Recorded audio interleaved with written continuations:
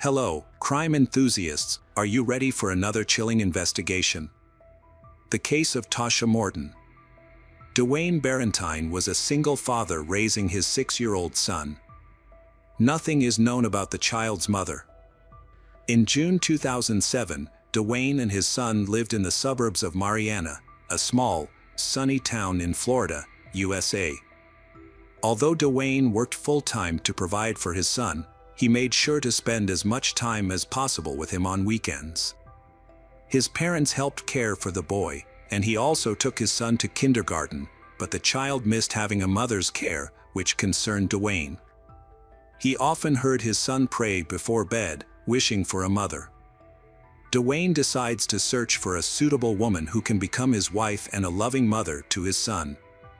When Dwayne was picking up his son from kindergarten one day, a new teacher handed him a note with her phone number. Curiously, he asked whose number it was, and the woman said it was hers. Dwayne realized she was flirting with him.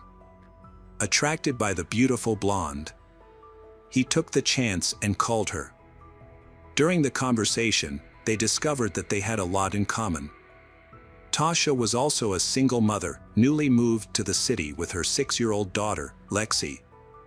At the time, Tasha was 31 years old and worked as a kindergarten teacher. When Dwayne and Tasha started dating, Tasha's daughter and Dwayne's son were the same age and quickly became friends. Lexi even called Dwayne Dad, which he was touched by. Tasha's daughter was a child from her previous marriage, a subject she did not want to discuss.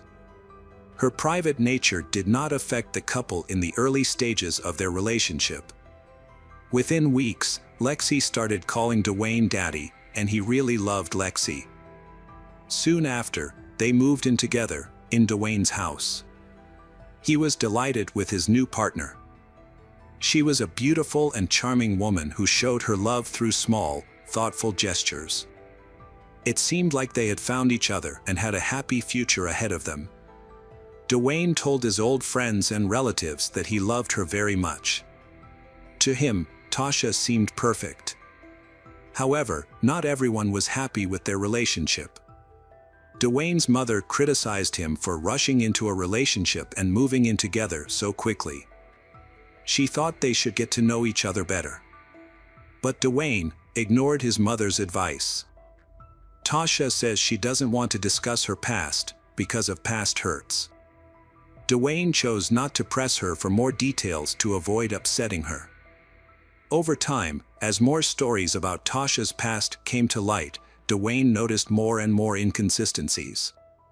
Some of the stories seemed particularly strange. Tasha claimed that her grandfather was a federal judge who died in a battery explosion and that she was supposed to inherit a large sum of money. However, there was no inheritance, and attempts to verify her stories were unsuccessful, even though such a significant event should have been easy to confirm. As they continued to live together, Dwayne noticed that Tasha often made up stories about her living. This worried him, so he decided to investigate further to learn more about her past. While searching the internet, he discovers that Tasha's first husband was a man named Mitch Kemp, but he was not her only husband. Dwayne uncovered that by age 31, she had been married 5 times, which Dwayne found unusual. And Mitch is Lexi's father. After much persuasion, Tasha finally confides in Dwayne, admitting that her marriage to Mitch was a mistake. She sees him as a friend and has no romantic feelings for him. Despite Dwayne's efforts, he is unable to find Mitch Kemp to gather more information about Tasha. Mitch seems to have disappeared. Tasha mentions that she has not heard from Mitch in years and has not attempted to contact him, which Dwayne finds strange. Dwayne eventually contacted Jones, one of Tasha's ex-husbands. He agreed to meet and talk. Dwayne shared that Tasha was hesitant to share her past with him, so she often made up stories about her life. Jones then revealed something to Dwayne that shocked him. Jones said that Tasha, while drunk, confessed that she was involved in the murder of one of her ex-husbands. According to Jones, Tasha had had a few drinks that night, which made her more talkative. According to Tasha, Mitch raped her daughter. She could not forgive him for this act. At the time, Tasha was married to another man named Greg Morton. She told him about the incident and Greg became extremely angry. Instead of reporting Mitch to the police, they decided to take matters into their own hands. Together, they planned to kill Mitch. Tasha lures Mitch to her new home and Greg waits for Mitch there, shooting him multiple times in the heart. Jones did not believe his wife's story because it seemed like she was making it up. Because she told it while she was drunk, which is why he did not go to the police. However, Dwayne became suspicious because he could not find any contact information for Mitch, Lexi's biological father, whom she had married before Greg. He suspected that Mitch might be dead. This caused Dwayne to reconsider the facts he had heard and began searching for information. However, he could not find any evidence linking Tasha to the murder. So he continued living with Tasha. Despite his concerns, he decided to ignore the situation to ensure his son had a loving mother. She was very loving and caring towards him, which made him doubt Jones' story, so he stopped looking for more information. The couple planned their wedding. After a few months, Dwayne discovered that Tasha was cheating on him. They had an argument, and he kicked her out of the house. Feeling hurt, Dwayne decided to continue his investigation into her past. He went to her MySpace page, where he found a number of unread messages. People were asking if the account belonged to Mitch's ex-wife and wanted to know where she was. According to Mitch's relatives, Mitch had been missing for about 4 years and they had been looking for him the entire time. These messages worried Dwayne, piqued his interest in the story, and motivated him to continue his investigation. Dwayne reviewed all the information he had gathered. He noticed that Lexi's birth certificate bore the last name Kemp. Tasha had married Mitch shortly before she married Greg. One of Tasha's other ex-husbands, Jones, revealed that Tasha and Greg were involved in a conspiracy and that Mitch's murder was a disturbing fact. However, Dwayne could not take any further action as the clues to uncover the truth had run out. Dwayne went to the Marianne Police Department and told the sheriff his story. The police officers listened carefully and were interested in the part involving Mitch Kemp.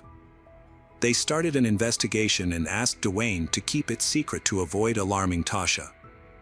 The police believed they were dealing with a murder case and even had suspects.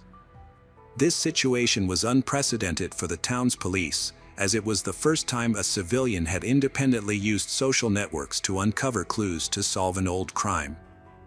The police were particularly impressed by Dwayne's accuracy in determining the dates and times of events. He showed a natural talent for investigation. However, the police still have to continue investigating on their own, using every clue to investigate the case. Police initially spoke with Jones, who told Dwayne the same story about Tasha's plot. The conversation was recorded. Police also contacted Mitch Kemp's relatives, who lived thousands of miles away in Boone County, Missouri. From his relatives, police were able to glean important information about the circumstances and timing of Mitch's disappearance. Mitch's family has always suspected Tasha of being involved in his disappearance. At this point, Tasha was 26 years old, and Mitch was almost 11 years her senior. Some people began to doubt her sincerity because she was much younger and very attractive. At first, their relationship seemed perfect, but soon Tasha became controlling and ignored his wishes and those of his family. Mitch, normally gentle and kind, put up with her behavior and became an easy target for manipulation. Despite this, their relationship continued. In 2002, the couple had a daughter and later got married. Unfortunately, their marriage was not long-lasting or happy. They faced financial problems and their relationship was very complicated. This unstable situation could not last. After 8 months, the marriage ended. Tasha left with her daughter. Not wanting to be a single mother, she met Greg Morton before her divorce was finalized. They started dating and she moved in with him along. They were married just 6 months after meeting. Mitch Kemp was very upset because he still loved Tasha and wanted to reconcile with her. However, Tasha refused to return to him, prompting Mitch to pursue joint custody of their daughter by filing a lawsuit. When he informed Tasha, she became very angry, especially after Mitch threatened to seek full custody. In August 2004, Mitch shared this conversation with his brother, also revealing that during their last meeting, Tasha had hit and spat at him. Just 2 weeks later, Mitch vanished without a trace. His brother tried to reach out to Tasha, suspecting she might know Mitch's whereabouts given their serious conflict over divorce and custody. Tasha denied any knowledge of Mitch's location and subsequently ignored all communication from his family. Meanwhile, she continued to pay her bills using funds from Mitch's bank account. Mitch's family was unable to find him, so they contacted the Boone County Sheriff's Department. Unfortunately, the search was unsuccessful and Mitch disappeared without a trace. The investigation reached a dead end and the case was archived without any active involvement.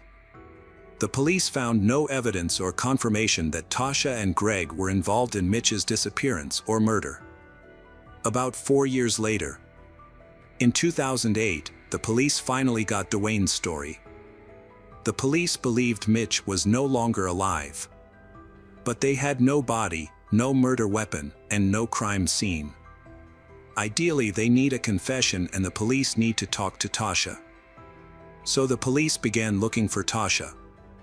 When the police found her, they invited her to the station for questioning. When she arrived at the police station, Tasha expressed her desire to cooperate with the police. She was unaware that the police already knew about the murder story she had told Jones. She said she was not surprised by Mitch's disappearance, given his bad character, and suggested that someone might have sought revenge against him. When asked about her second husband, she mentioned that she had divorced Greg a long time ago and had little contact with him, knowing nothing about his current situation. Tasha also denied any involvement in Mitch's disappearance. However, the police believed they were on the right track and continued to pressure her to confess. Tasha initially described Greg as a normal, unremarkable person. However, as the police asked more questions, a darker side to Greg's personality emerged. He seemed intimidating, as Tasha began to describe him as aggressive and short-tempered. The police eventually convinced Tasha to confess that Greg had killed Mitch. According to her narrative, one day when she was not home, Mitch came over to discuss custody of their daughter. A heated argument broke out between Mitch and Greg, which escalated into a fight. During the fight, Greg pulled out a gun and shot Mitch several times in the chest. This incident occurred in August 2004. Tasha believes that there may have been hostility between Greg and Mitch, as Greg was extremely jealous and suspected her of having an affair with Mitch. Tasha had anticipated this possibility but hoped it would not come to pass. Fortunately, her daughter was not home at the time of the murder. She assured the police that she was not involved, did not encourage Greg to commit the murder, and did not turn him against Mitch, her ex-husband. She claimed that she only learned about the incident when Greg confessed to her, detailing how he shot Mitch. Tasha also provided information about where to find Mitch's body. Mitch's body was believed to be at the old farm, although she did not know the exact location. The farm was a large area, about 15 hectares, and had been sold after the murder. The old house had been demolished, and a new house had been built elsewhere, making it impossible to recreate the crime scene, which greatly hindered the search for the body. Despite Tasha's claims of innocence, the police began to suspect her, especially because of Jones's account of her presence at the crime scene and she had lured Mitch to meet the killer. This story warranted a thorough investigation, but could not proceed without the body being found. Tasha cooperated fully with the police. She agreed to travel with them from Florida to Missouri to search for Mitch's body on a farm. When she arrived, she was confused because the area had changed dramatically. Everything had been rebuilt and a new family was living there. As they walked around, Tasha focused on the location of the old house. Even though the buildings were destroyed, she confidently pointed out the location. However, the police found nothing there with their equipment, leading them to suspect that she might be lying. The police believed that Tasha should have known exactly where Mitch's body was. The search for the body on the farm continued. Despite the efforts of the searchers, they were still unable to find anything. After 5 weeks of painstaking and fruitless work, Tasha was questioned again, with the police applying even more pressure. This was to be expected, as they had excavated a large area without finding a single clue. At that moment, Tasha suddenly remembered a large hole being dug on the farm.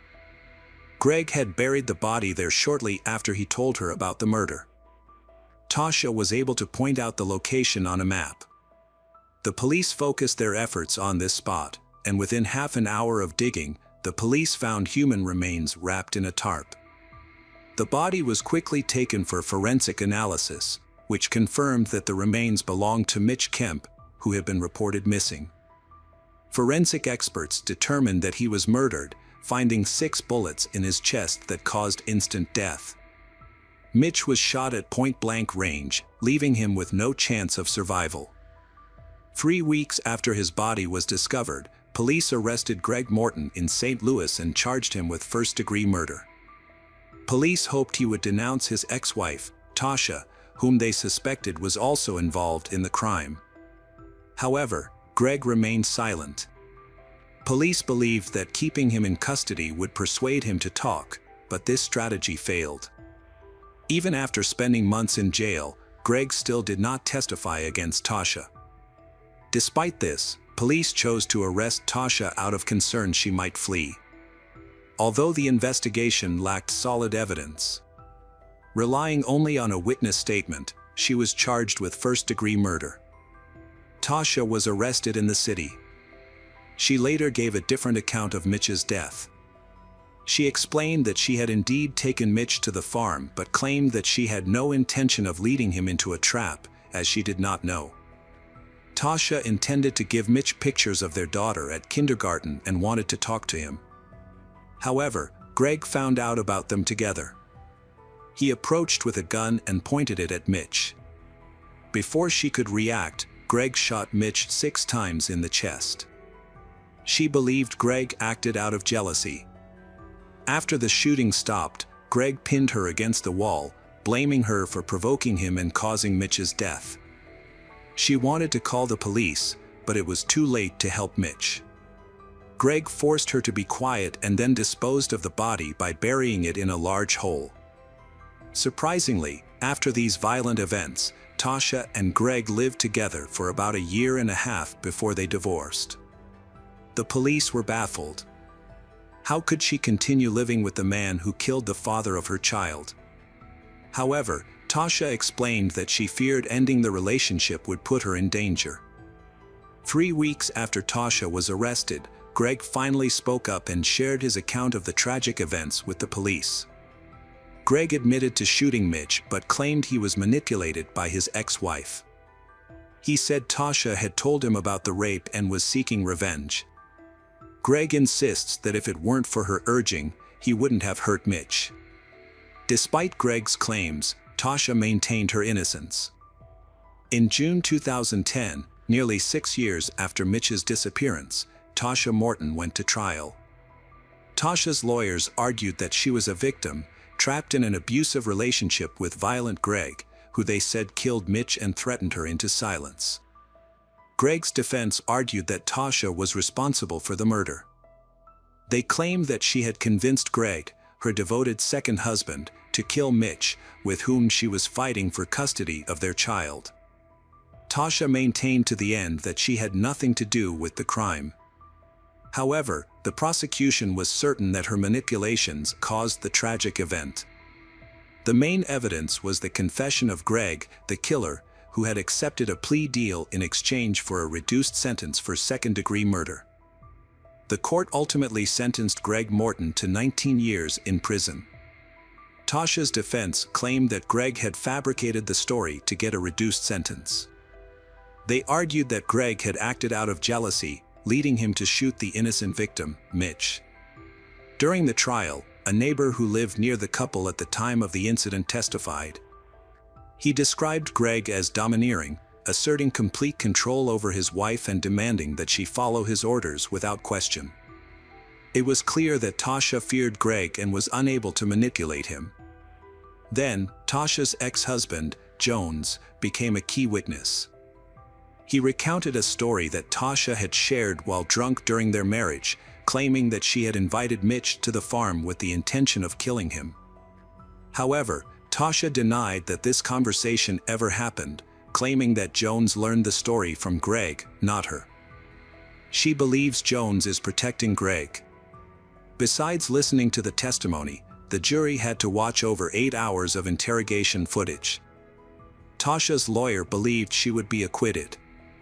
The jury recognized that she had cooperated with the investigation from the start, helped in the search, and without her, Mitch's body might never have been found. Her defense argued that if Tasha were involved in her ex-husband's death, she wouldn't have led police to this clue. However, Tasha may have had a motive, as Mitch was fighting for custody of their child. Tasha claimed that Mitch saw Lexi regularly, and they never fought over custody. After 8 hours of deliberations, the jury returned to the courtroom and found Tasha Morton guilty of first-degree murder. The jury explained their decision by noting that Tasha's story had changed several times, while Greg's story remained consistent. They concluded that Tasha had lied and manipulated Greg into killing Mitch. The verdict came as a complete shock to Tasha. She was sentenced to life in prison without the possibility of parole. Tasha attempted to appeal her sentence, but her efforts were unsuccessful. Mitch's family celebrated the verdict, feeling that justice had finally been served. Welcome back, detectives. Let's dive into another horrible case. The case of Kira Steger. Kira Steger was born on November 19, 1982, in Des Plaines, Illinois. She was the daughter of Marcy and Jay Kira, who described her as a bubbly, dedicated, and sweet person. Kira worked at the Mall of America, where she held positions at 2 stores, Wet Seal and, most recently, Delia's. Her co-workers were not only her best friends but also her family. She had a unique ability to see strengths in others that they had not yet seen. Kira had planned a bright and peaceful future. Unfortunately, her dreams came to an abrupt end when Kira mysteriously disappeared. On Thursday, February 21, 2013, Kira had a shift. Her co-workers said she was feeling well and had plans to go out to dinner at a fancy restaurant with her husband, Jeffrey Trevino, after work. Kira and Jeffrey met 3 years ago and quickly fell in love. Kira and Jeffrey began a romantic relationship and eventually married, forming a happy and stable couple. Although they sometimes disagreed, they resolved everything in private, without letting anyone know about these disagreements. 2 days later, on Saturday, February 23, when Kira failed to show up for work, her co-workers became concerned because this was unlike her. Kira was always punctual, strict with herself and others, never late, and always kept to a schedule. When Kira could not be reached, her co-workers called Jeffrey, but he did not know where his wife was. Jeffrey said that Kira had left home the morning before and had not returned. He was not too worried because Kira had a habit of occasionally being absent for a day or two, often staying overnight at friends' or relatives' houses without notice. However, the bad weather with heavy snow that day may have worried him. Jeffrey thought that something might have happened to her on the road. Perhaps her car broke down, and her cell phone ran out of battery. That same day, not receiving any news from his wife, Jeffrey reported her missing and contacted Kira's family. Her family was shocked by the mysterious disappearance of their loved one, and this was a huge shock for them. After receiving the report of Kira Steger's disappearance, detectives immediately began investigating. Investigators began by questioning Jeffrey and searching the nearby area. Detectives went to Jeffrey's home to talk to him. Jeffrey said that on Thursday, he and Kira wanted to spend time together. They had dinner, talked, went bowling, and then left the mall. According to Jeffrey, they both went home soon after because Kira planned to watch a movie. Jeffrey also told the detectives that his wife had left the house the following morning, Friday, around 8:30. A meeting had been scheduled at work that she had to attend. Kira was acting normally, and Jeffrey did not notice anything unusual. Jeffrey did not find anything unusual about Kira's occasional disappearances, although he did not know where she went or who she was spending time with. Jeffrey said that they had been having relationship problems for the past few months. However, he did not find it serious or alarming, but rather viewed it as the usual small arguments that occur in every family. The detective asked Jeffrey about who Kira might be seeing and whether she was in any other relationship. Jeffrey dismissed this idea, as he had asked Kira directly and she had denied it. According to Jeffrey, he truly loved Kira and trusted her. Investigators turned over all the information they had gathered about Kira and her car to the patrol team. Detectives also went directly to the Mall of America to verify Jeffrey's statements and look for clues. The Mall of America, located in Bloomington, is one of the largest malls in the world, with 520 stores, an amusement park, an aquarium, a movie theater, a golf course, and many other amenities. The mall has numerous security cameras, so detectives reviewed the footage of Kira leaving the company on February 21st. The video did not show anything unusual. Jeffrey's initial statement was very credible. He met Kira after work. They stayed in the mall for a while, then went down to the parking lot and left. There was no argument, and the evening went smoothly. Waiting without knowing what had happened was difficult, and each passing day made Kira's family more and more worried about her safety. With no word from her, Kira's family traveled to Bloomington to help with the investigation. They printed flyers with Kira's picture on them, posted them on utility poles, and handed them out to passers-by. Their goal was to attract as much attention as possible to find Kira. They knew they couldn't just stand by and had to take action to find their loved one. While Kira's family was handing out flyers, the investigators continued their investigation. While interviewing neighbors, the police discovered a surveillance camera on a neighbor's home. The camera was pointed at Kira and Jeffrey's home. The investigators asked the homeowner to copy the footage from the camera because they hoped to find clues in it. Meanwhile, records from a cell phone company provided them with a new lead. According to phone records, Kira was in a relationship with someone other than Jeffrey. That person was Ryan Wendt, the manager of the chain of stores where she worked. They had a deep relationship and corresponded frequently. Police determined that Ryan had left the state and that when the search for Kira began, Ryan was driving to Colorado. This man was closely related to the investigation because, in addition to his relationship with Kira, he was out of state at the time of her disappearance.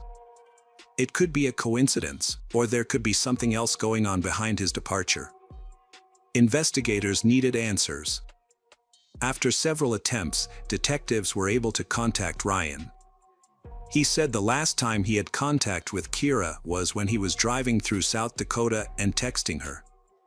These messages were sent shortly before Kira went missing. After reviewing the timestamps, detectives determined that Kira had contacted her new lover while she was having dinner with her husband. The messages showed that Kira had become increasingly distant from Jeffrey. Investigators ran a cell tower location check on Ryan's phone and checked his credit card statements. The results showed that he was indeed out of state that night and had no connection to Kira's disappearance. As a result, Ryan was released and cleared as a suspect.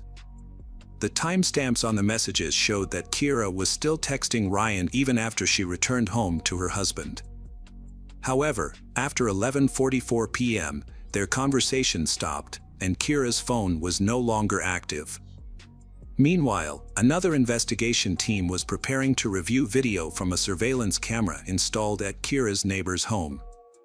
The camera captured most of the street scene from left to right. However, it rotated so quickly that it was difficult to observe. If the camera saw something suspicious, it immediately moved in another direction. Jeffrey and Kira's house was only visible for a few seconds when the camera panned to the right. Jeffrey said that after dinner and bowling, he and Kira went home, watched a movie, and went to bed. However, when investigators reviewed the footage, they discovered that just after 2 a.m., Kira's car backed into the driveway. Because the footage was poor and the camera kept moving, it was difficult to determine exactly what was happening at that time. The car then left the house.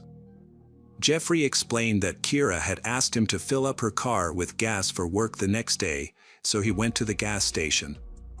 Surprisingly, this story was true.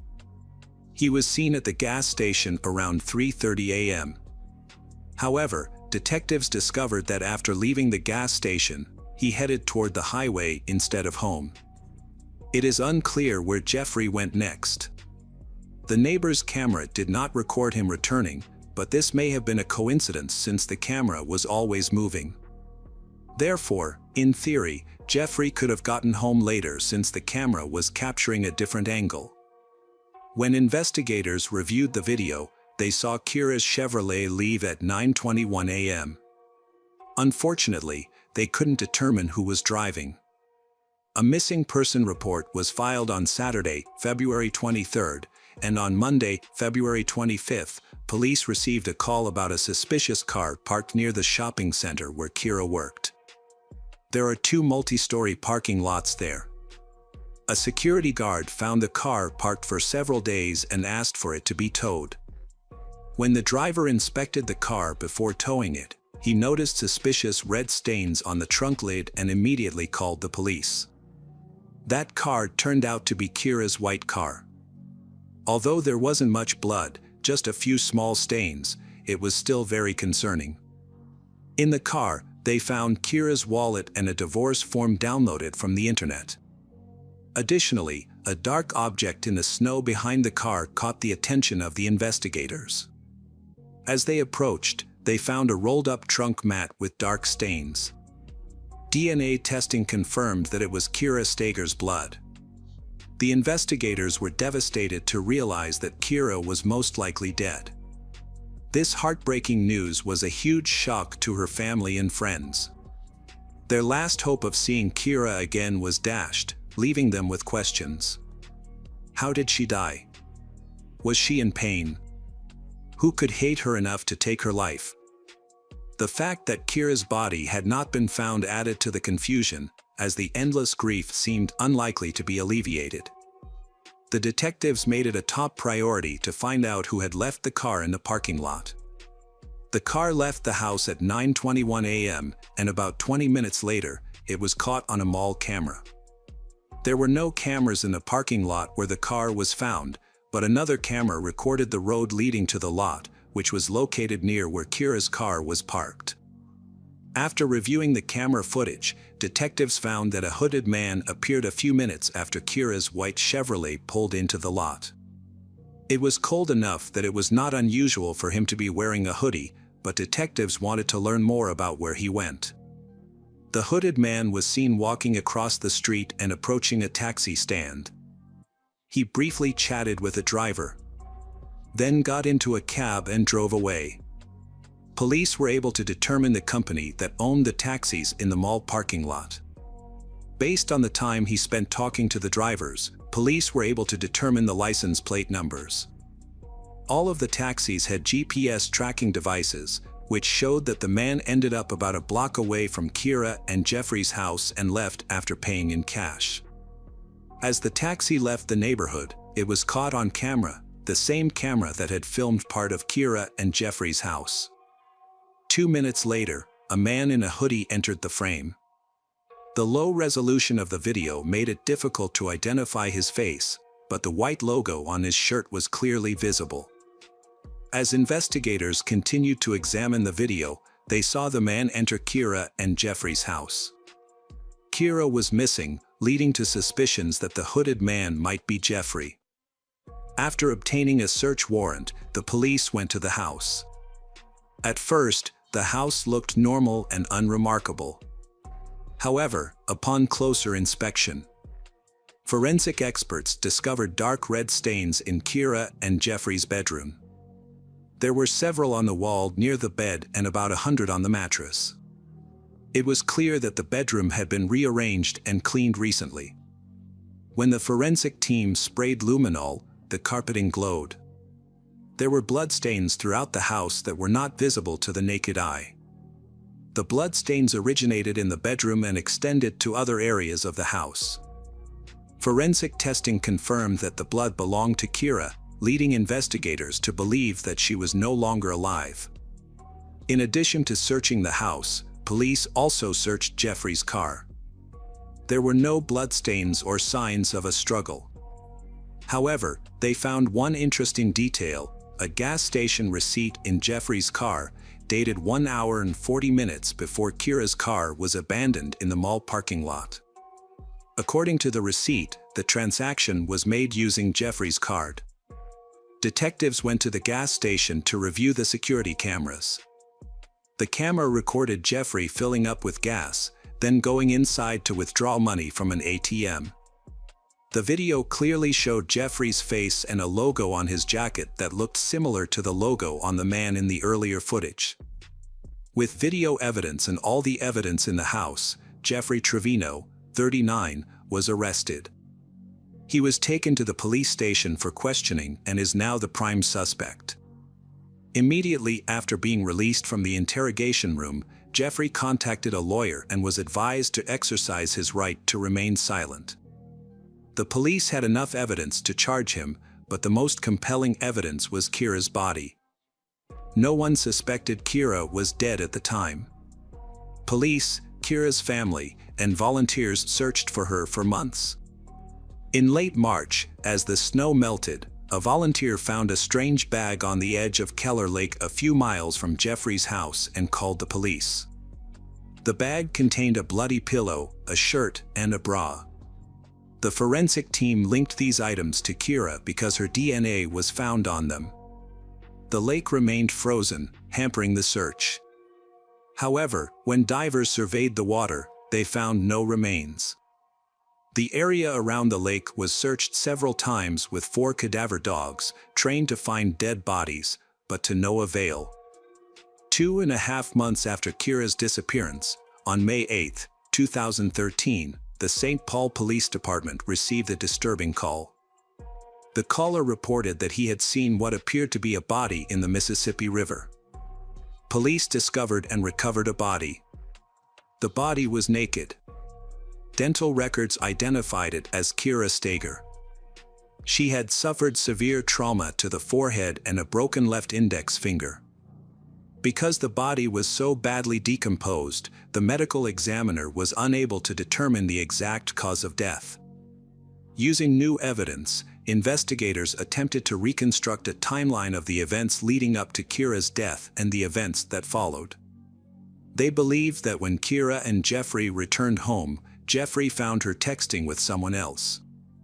When Kira refused to show her husband the messages, he snatched the phone from her and broke her fingers. After reading the romantic messages, Jeffrey became even angrier, and in a fit of rage, he killed Kira and tried to cover up the crime. He drove Kira's car to the house, put the body in the trunk, then went to the gas station before taking the body to the riverbank and dumping it. He then returned home, discarding the bag containing Kira's pillow and clothes along the way. The next morning, he went to the gas station to withdraw cash from an ATM, knowing that after leaving Kira's car in the shopping center car park, he would need cash to pay for a taxi.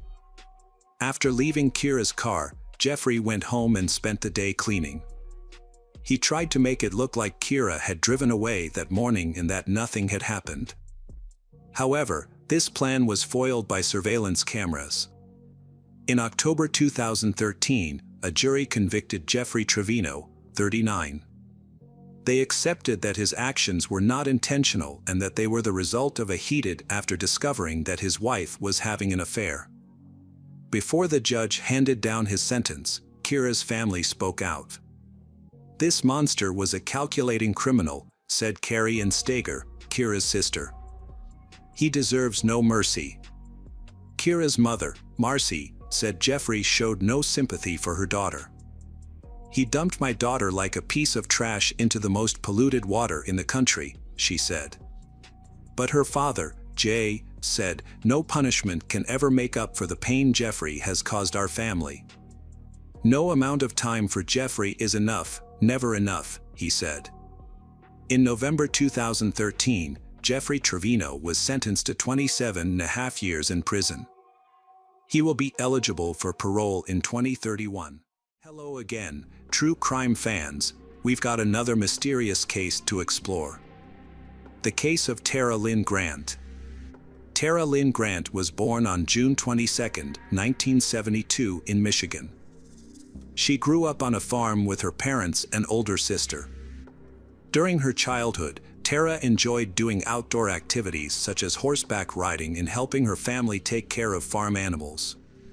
She was also very active in school sports, cheerleading, playing basketball and playing music in the school band.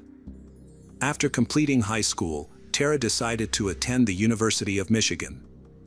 It was here that she met her boyfriend Steven and married him after graduating. Tara, after graduating, got a good job at a large international company. Meanwhile, Steven had been involved in politics as an assistant to a state senator. However, when the senator retired, Steven lost his job. Therefore, he decided to work at his father's small tool shop. After 4 years of marriage, Tara and Steven had a daughter, followed by a son a few years later. When their second child was born, they bought a new home in Malm County, Michigan, just outside of Detroit. Tara was successful in her career, but due to the nature of her work, she often traveled to different states and countries, leaving her with only weekends to spend with her family. As a result, Steven had to take on most of the responsibility for the children. His father's store job and the children's care were difficult for him. So they decided to hire a full-time nanny to help ease the burden. After a short time, they found the right person. They hired a young German woman who quickly bonded with their children and took on most of the childcare. Because of her work, Tara only came home on weekends, which led to more frequent arguments between them. Tara expected that after her next promotion, she would be able to adjust her schedule to spend more time at home with her family, but when she was promoted, she traveled for work almost every day. This continued until February 14, 2007, when something unexpected happened. On Valentine's Day, Steven reported to the police that Tara had been out of contact for 5 days. This was unusual because Tara was in constant contact with her family, especially when children were involved. Steven recounted the incident as follows. On the evening of February 9th, Tara returned home from a business trip and said she had to leave earlier than expected, staying home for only 1 day. This led to an argument, and Tara began packing her things. As she left the house, she told the driver of a dark-colored car, "I'll be waiting down the street." From then on, Tara was out of contact and did not return any calls. The police wondered why Steven waited 5 days to report the incident.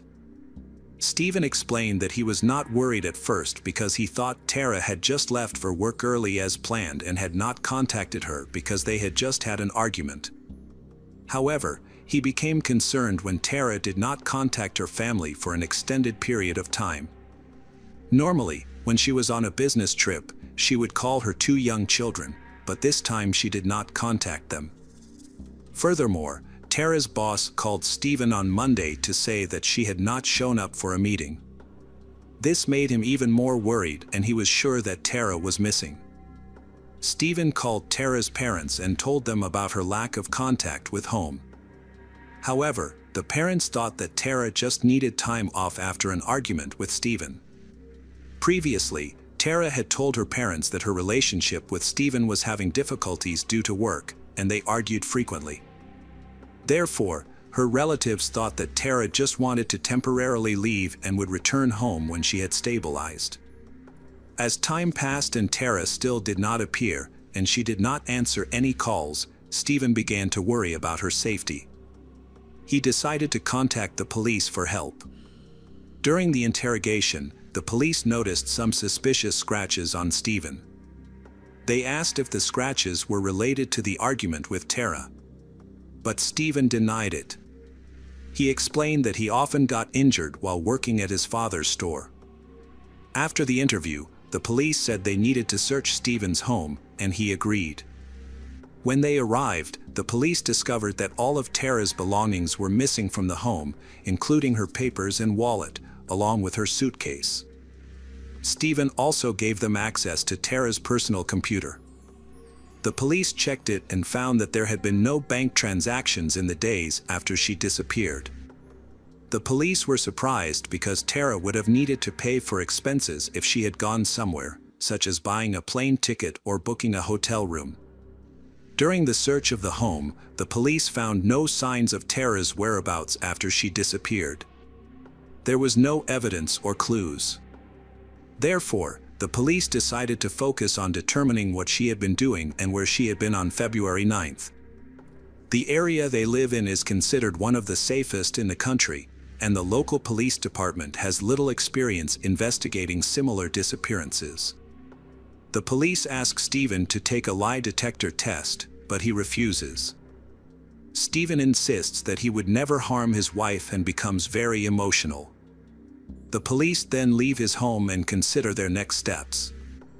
However, the next morning, Stephen contacts the police again and says he is willing to cooperate. However, a short time later, Stephen's lawyer contacts the police and says he has advised his agent not to cooperate with the police. Other than following the usual practice in such cases, they are unable to find any other leads. During the investigation, Tara's family, friends, and colleagues said they had not heard from her since February 9th and did not know where she might be. Additionally, her bank account had not recorded any significant transactions, although she needed to make some basic purchases. Police began to question Stephen and discovered that his driver's license had been revoked. However, Stephen continued to drive despite the ban. Police used this to arrest Stephen for driving without a license.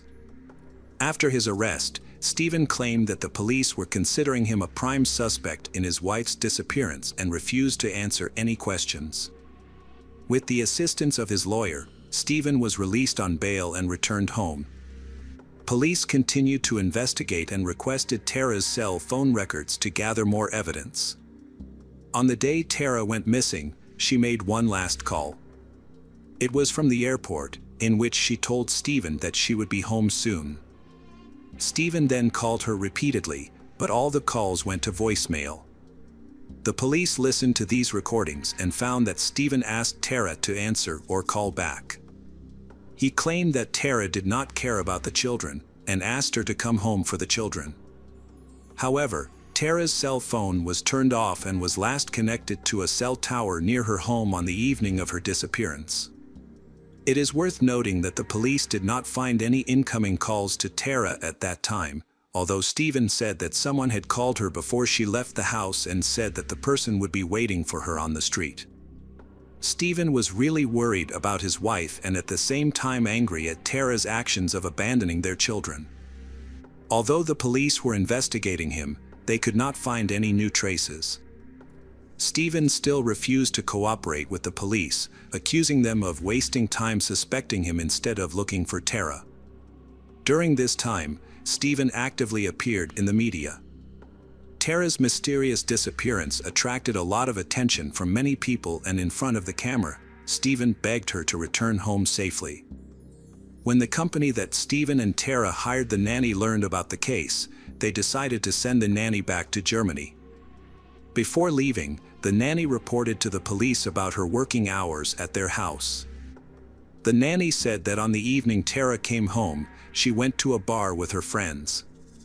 When the nanny returned home, she met Stephen, who seemed sad and said that Tara had just left home. Although Stephen refused to cooperate with the police, he hired a private investigator, a former FBI agent, to investigate the case. However, this investigator also failed to find Tara. The police decided to change their approach and contacted the nanny agency that employed Tara and Stephen. They discovered an important piece of information. Before hiring the German nanny, they had a total of 6 other nannies, but none of them had worked there long term.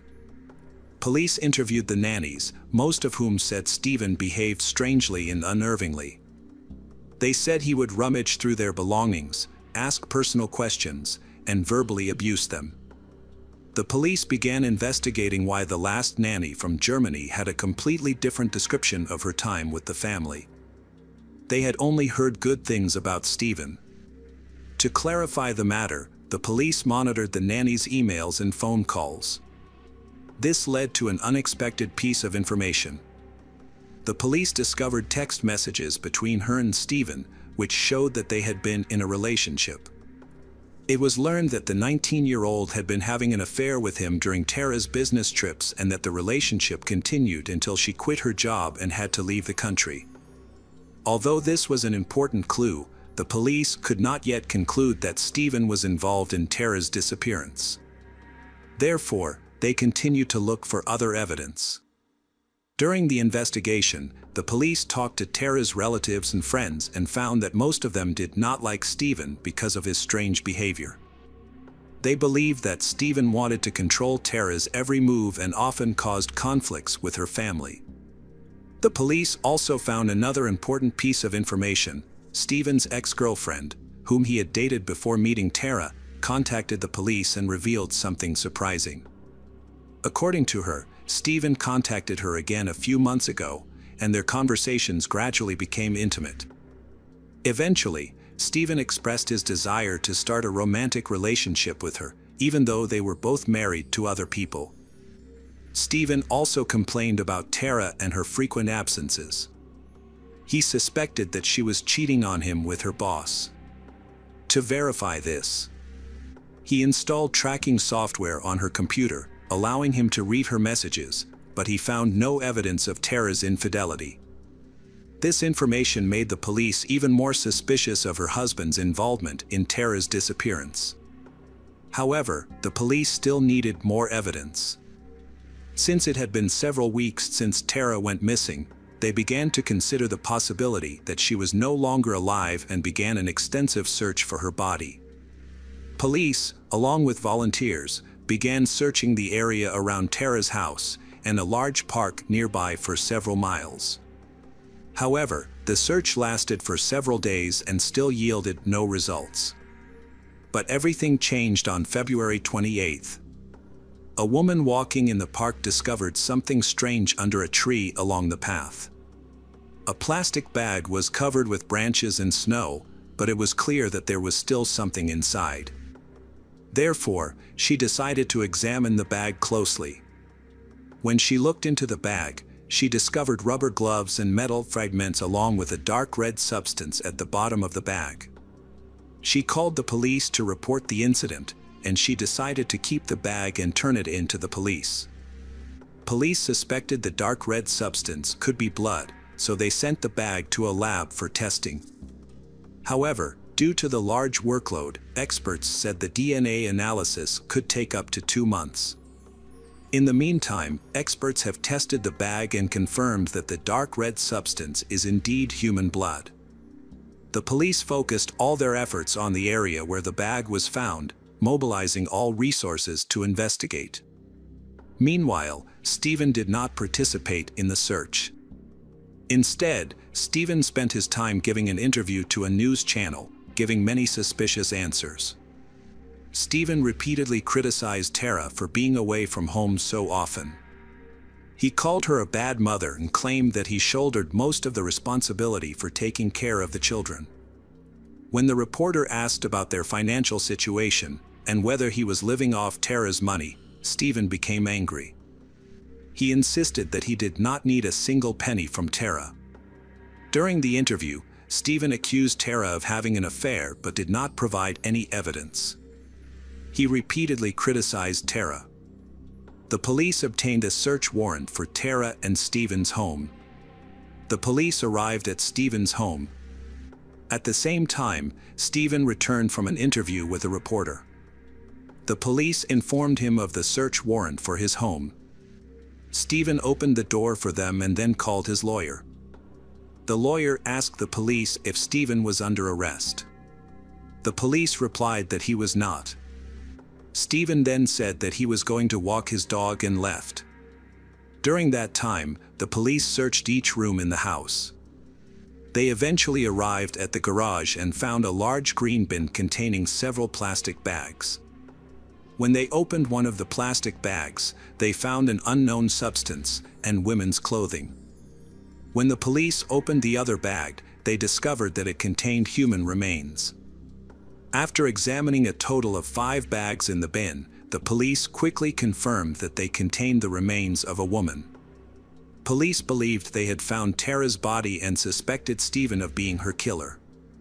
However, Stephen did not appear, so the police immediately launched a search for him to prevent him from fleeing or causing harm to others. Meanwhile, the police requested reinforcements to search the park for Tara's remains as more remains were still missing from the garage. Over 100 police officers from neighboring counties were called in to assist in the search, and their efforts soon paid off. A few hundred meters from where the bag was found, the police found another body part. Then they found the head. Due to the cold weather, the rest of the body was quite well preserved, helping the police confirm that it was Tara. The police continued to search and found some more body parts. However, in the evening, the search had to be stopped until the next morning. During this time, the police also tried to locate Stephen but were unsuccessful. They contacted his friends, and one of them revealed that Stephen had called him, informing him that the police were searching at Stephen's house and asking to pick him up on the way. Stephen's friend came to pick him up and took him home. On the way, he noticed that Stephen's behavior was very strange. He seemed scared, his hands were shaking, and he seemed very depressed. When Stephen arrived at his friend's house, Stephen said he wanted to see his children and borrowed a car from his friend. However, Stephen's children were at his sister's house in another state at the time. The friend agreed to lend him the pickup truck, and Stephen left. In order to track Stephen, the police requested his phone and credit card information. This helped them quickly determine Stephen's travel route. By monitoring his withdrawals and calls to his sister, the police realized that Stephen was on his way to see his children. Realizing this, the police immediately set out to track him. An unexpected event occurred. The police received a call from a German woman with whom Stephen had a relationship. The woman said that Stephen had just contacted her and confessed to killing his wife, Tara. According to him, they had argued that night and he became violent after Tara slapped him. In a fit of rage, Stephen pushed Tara and she fell to the floor, resulting in her death from head injuries. After this confession, the police no longer had any doubts about Stephen's guilt. However, they still needed to catch him. For hours, they searched the area along the highway leading to the neighboring state. They eventually found Stephen's car near the entrance to the national park, but he himself was nowhere to be found. The police searched the area and after several hours of searching, they found Stephen using a thermal imaging camera. He was lying under a tree, wearing light clothing and in a dangerous state of hypothermia. The officers noticed that he was suffering from an unusual condition, often talking to trees and mumbling incomprehensible sentences. Fearing that he was in danger, the officers quickly airlifted him to the hospital. At that time, his body temperature was only 88 degrees Fahrenheit, but doctors were able to save him. However, he needed time to fully recover. While Stephen was in the hospital, he was charged with murder and the case was transferred to court. Interestingly, on the same day, Stephen's attorney refused to defend him. When asked why, Stephen's attorney gave a vague answer.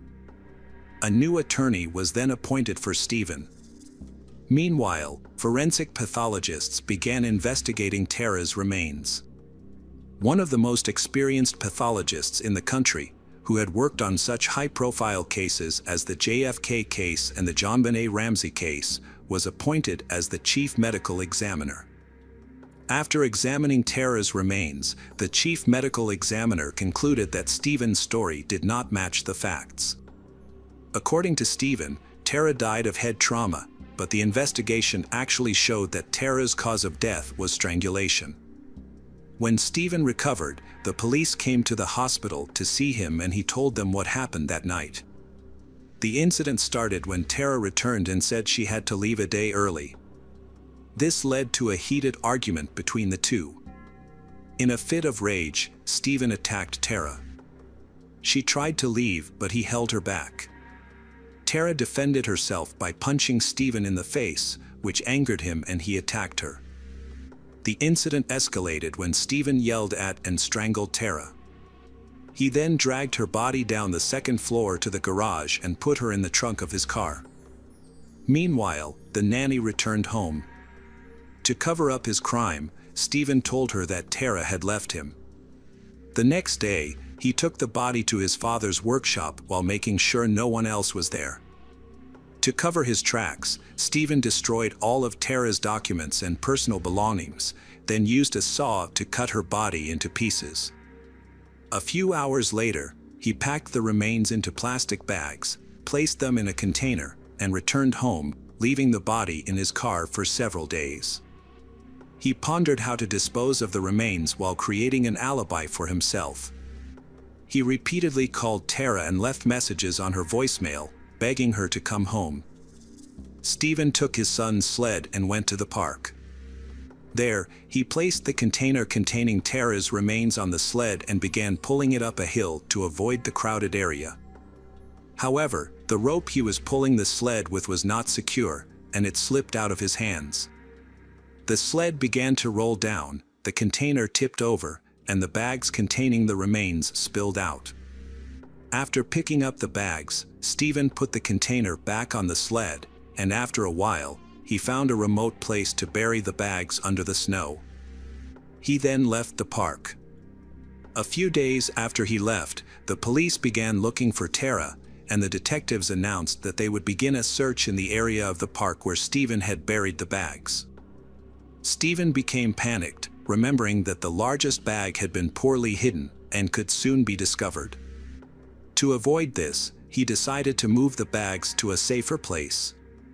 Stephen went to the park, picked up a few bags, shouldered them, and carried them to his father's workshop, placing them on the roof.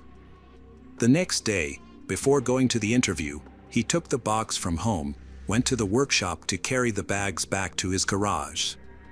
However, the next day, the police obtained a search warrant for the house. There, they found the bags in the box. When the situation became clear, Stephen confessed that he had not originally planned to surrender. During his conversation with the police, Stephen showed no remorse for his crimes. Instead, he often smiled and joked even as he described the process of hiding and disposing of the body. While Stephen awaited trial in prison, his children continued to live with his sister. This did not please Tara's family. Despite this, Stephen's sister continued to keep in touch with him, even feeling sorry for him and responding to jokes about Tara's murder. Tara's family eventually won custody of the children, but Stephen's family was still allowed to see them. In November 2007, Stephen's trial began. However, he did not deny his guilt. His new attorney then tried to get Stephen to get a reduced sentence. The attorney explained that Stephen and Tara's troubled marriage and Tara's frequent absences were the main reasons for Stephen's crime. During the trial, Stephen had lied about Tara's plans to come home a day earlier. Tara's sister, who had spoken to her before the murder, also confirmed this information. During that conversation, Tara told her sister that she would be home soon after that, as she did every week. There was no evidence that Tara had lied to her husband. Tara's boss said that Tara's relationship with the man was purely business, which was confirmed by their emails and text messages. The prosecution failed to prove that Stephen had planned the murder in advance. He had clearly committed the crime in a fit of rage, which could have resulted in a second-degree murder charge instead of a first-degree one. On December 21, 2007, the jury unanimously found Stephen guilty and he was sentenced to a minimum of 50 years in prison. Stephen's attorney attempted to appeal the verdict, but to no avail. He has since served time behind bars. But his story didn't end there. Tara's murder captured the attention of millions across the country, and Stephen clearly enjoyed it.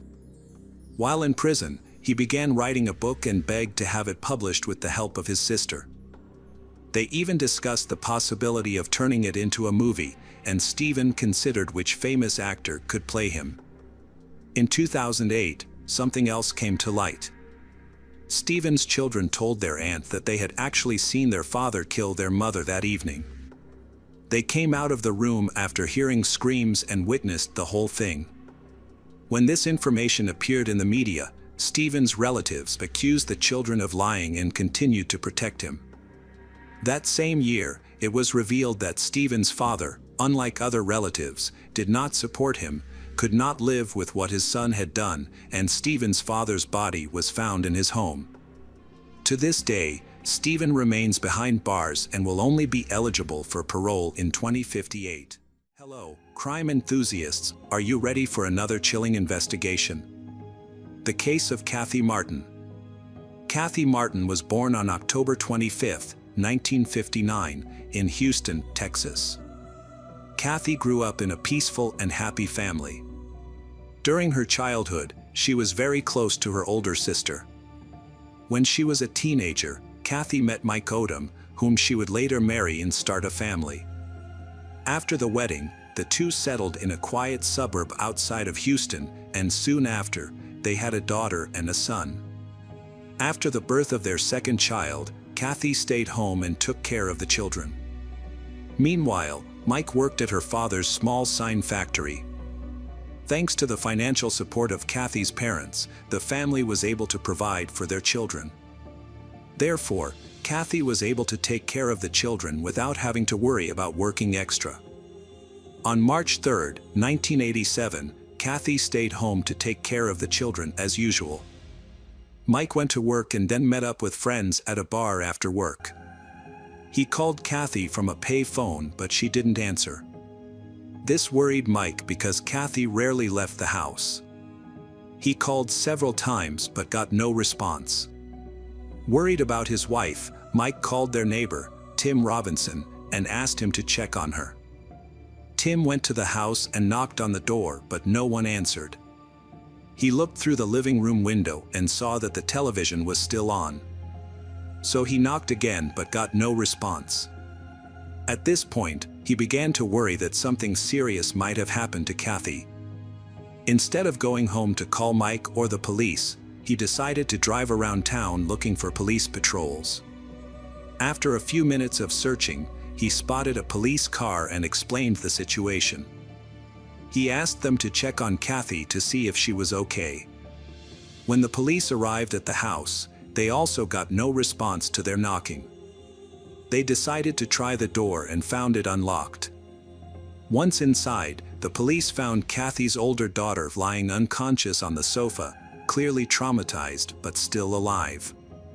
The police quickly called an ambulance and continued to check other rooms in the house. In the bedroom, they found the younger child lying in her crib, safe and sound. But when they entered another room, they discovered a horrific scene. Kathy was lying on the floor, covered in blood and naked. The police immediately determined that she was dead. Her arms were also tied with a light cord. Paramedics took Kathy's daughter to the hospital and began investigating the crime scene. Kathy's father arrived at the house, but the police did not reveal any specific details. Instead, They asked him to go to the hospital to care for his granddaughter when she woke up. While waiting at the hospital, he learned of his daughter's death from a news report on TV. When Mike arrived at the house, the police quickly discovered something strange. He arrived late and had blood-like stains on his shirt. The police asked him to hand over his clothes and answer questions. During this time, the police discovered some interesting signs. They found several blood stains in the bathroom, indicating that the attacker had tried to hide the evidence after the crime.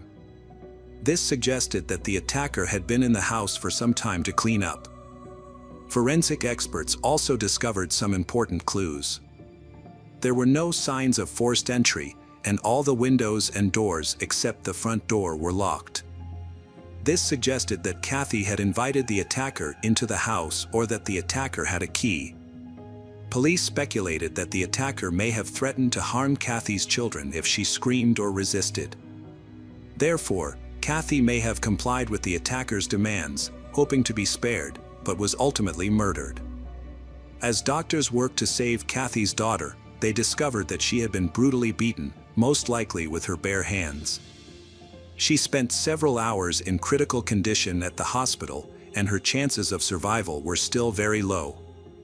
After examining Kathy's body, medical experts determined that she had suffered severe injuries with 16 stab wounds, most of which were concentrated in the abdomen. They also discovered that she had been sexually assaulted and collected biological samples of the offender from the scene. However, at that time, DNA analysis methods were not widely used in forensic science. Therefore, experts were unable to extract DNA profiles from biological samples. They were only able to determine the killer's blood type, so the sample was sent to the lab for further analysis. The police had noticed suspicious stains on his shirt early in the investigation and had kept the clothes for examination. His behavior that evening was very suspicious. He had gone out with friends after work, but instead of going home when he couldn't reach his wife, he asked a neighbor to check on him. The police had seen similar cases before, where a husband killed his wife and created an alibi by going out with friends. He would then ask someone else to check on his wife to avoid being the first to discover the body and throwing the police off the trail. The police expanded their investigation to see if Mike might have planned the murder before meeting his friends. They also discovered that Mike had a criminal record. After graduating from high school, he was arrested for selling drugs to an undercover police officer. Mike was sentenced to 6 years in prison but only served 2 years before being paroled. He later married Kathy. Although Mike had a criminal record, the police needed more evidence to charge him.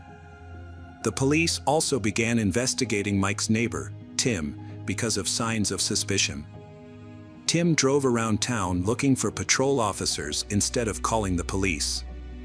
The police checked Tim's car and found suspicious blood-like stains on the carpet. They sent these samples to the lab for analysis. Now investigators wondered if Mike and Tim might have worked together to commit the crime. After completing the report, the medical examiner came to an important conclusion. Kathy's time of death was around 1 p.m. before she was discovered around 6 p.m. The police expanded their investigation to determine the suspect's whereabouts around that time and to find out what they did after the murder. Mike and Tim both claimed to be at work at the time. So the police set out to see if their statements were accurate. 2 days after the murder, they received a call from the hospital saying Kathy's daughter had woken up. The police went to see her in the hope that she would provide important information about what had happened. However, they encountered a major obstacle. The 4-year-old girl's memory was almost completely erased. She only remembered a light-haired man entering the house, while Mike and Tim had dark hair. But the police did not rule them out as suspects. They believed that the severe trauma could have made her memory inaccurate. The police received a call from the lab with surprising information. Experts examined the evidence and found that the stain on Tim's car carpet was motor oil, and the stain on Mike's shirt was just paint, not evidence of a crime. In addition, many of Mike and Tim's co-workers also confirmed that they had been at work all day and did not leave until the evening. Thus, they had no opportunity to go to Kathy's house and commit the crime. The police requested a lie detector test and the results showed that neither of them were lying. There was no conclusive evidence. The police had to review the entire case and investigate other suspects who might be familiar to Kathy's family, because the attacker could have easily entered Kathy's house. During the investigation, they had conversations with Kathy's relatives and friends to find out who they thought might have committed the crime. Many of them immediately named the same person, Greg. Greg was Kathy's brother-in-law, and her loved ones revealed that she often complained about his behavior. Specifically, according to Kathy, Greg openly flirted with her and repeatedly tried to convince her to have sex with him. Kathy also said that Greg often made inappropriate comments about her appearance, especially about her abdomen. And according to the evidence collected, we know that most of the injuries were on Kathy's abdomen. The police also knew that Greg had a history of illegal drug use and a criminal record. Therefore, the police began to suspect him and soon found some important clues. They found Greg's fingerprints matched one in Kathy's house, as well as a hair that matched his. However, it should be noted that Greg often visited Kathy's family, so it is possible that the fingerprints and hair were in the house before the murder occurred. Kathy's parents also believed that he was the one who killed their daughter. Kathy's mother specifically remembered one time when Greg visited Kathy's daughter at the hospital. When she saw Greg, she had a clear look of fear on her face. These observations suggested that she was afraid of him. However, when asked, she could not remember what happened on the day of the murder. After hearing all this information, the police summoned Greg for questioning. However, he denied any involvement in the murder and said that he was with a friend at the time. During the questioning, Greg asked to go to the parking lot because he was afraid of being fined for expired parking. However, he did not return to the police station. Greg's wife, Kathy's sister, said that on the day of the murder, Greg dropped her off at around 10:30 a.m. and picked her up at 2:30 p.m.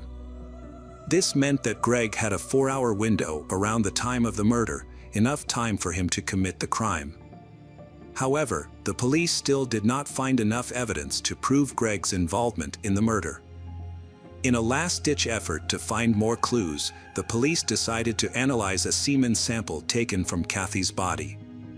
However, at that time, the technology only allowed for the blood type of the owner of the semen sample to be determined.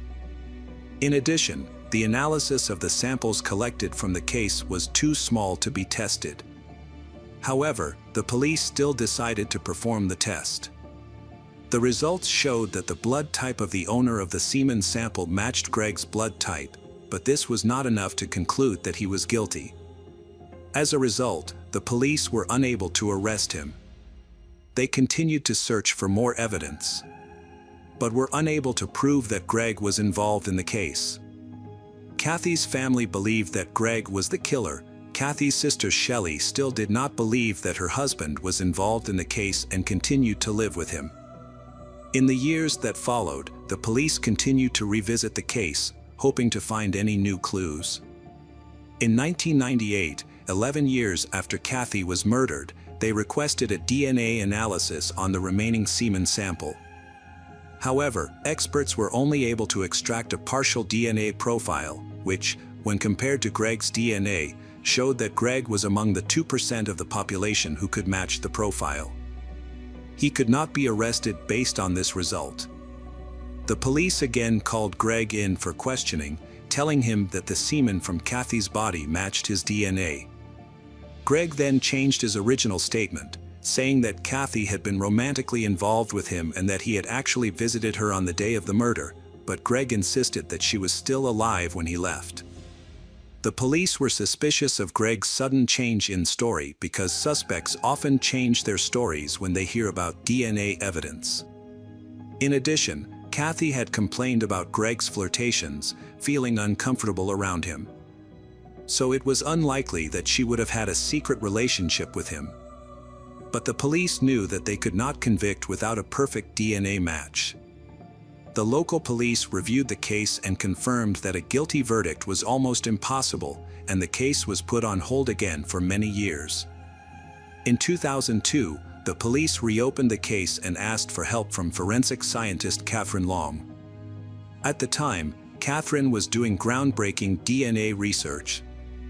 She and her colleagues wanted to know if the offender's DNA might still be on Kathy's body after the strangulation, and if they could extract that DNA for analysis. To test this, Catherine and her team conducted a simulation experiment. They followed the steps the perpetrators took by briefly strangling each other, then taking samples from their hands and necks for analysis. The results showed that even in such a short interaction, there were still enough skin cells to extract and analyze DNA. The police began to focus on the available evidence when they were unable to re-examine her body. They decided to thoroughly examine all the items related to the case to see if the perpetrator had come into contact with them. They quickly noticed the string of lights that the killer had used to tie Kathy's hands, which the police gave to Catherine and her colleagues to examine. As they began their work, they noticed that the string had been stored in a paper bag. This was important because the paper bag allowed air to circulate, preventing moisture buildup and protecting the biological samples. Experts used cotton swabs to collect biological samples from the entire length of the rope. They paid special attention to areas on the rope that still had traces of Kathy's blood. After analysis, they discovered 2 DNA profiles. The first profile, belonging to the victim Kathy, the second profile completely matched Greg's DNA sample. The police finally had evidence that Greg was the one who tied Kathy's hands, and that he was the killer. 15 years after Kathy's death, the perpetrator was finally arrested. During questioning, Greg did not confess, insisting that he had a romantic relationship with Kathy. The police did not believe him. While awaiting trial, Greg was detained. A cellmate of Greg's contacted the police and said that Greg had confessed to him. According to the friend, Greg told them the details of the attack and murder. Greg said that one day, he had been using illegal drugs and went to Kathy's house. Once inside, Greg tried to force Kathy to have sex, but she refused and asked him to leave. However, Greg became aggressive and attacked Kathy's daughter, causing many serious injuries. Greg assured Kathy that if she did not comply with his wishes, he would kill her. Kathy had no choice but to agree to protect her children. Greg then tied her up, attacked her, and killed her with many injuries. To cover up the crime, Greg washed the blood off himself in the bathroom and changed into Kathy's husband's clothes before leaving the school. The police forced Greg to face the truth. This time, Greg confessed to killing Kathy. In 2004, he pleaded guilty in court and was sentenced to 45 years in prison. However, he only served 4 years before dying at the age of 56 of liver cancer. Kathy's husband, Mike, died at the age of 45. For 15 years, Kathy's family, including her parents and children, waited patiently, trusting that the police would find the killer. Although they believed Greg was the killer, they saw him continue to live with their second daughter, but there was nothing they could do. Welcome back, mystery lovers. Today's case is going to keep you on the edge of your seat. The case of Athena Strand.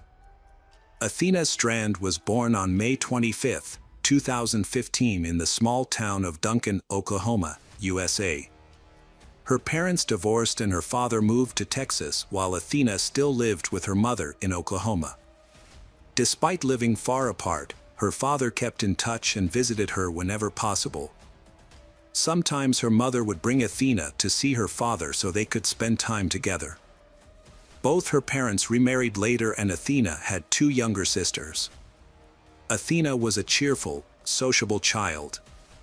She loved to play and spend a lot of time outdoors. In the winter of 2022, when Athena was 7 years old, she temporarily left Oklahoma to live with her father in Texas until the New Year holidays ended. During this time, Athena attended a local elementary school.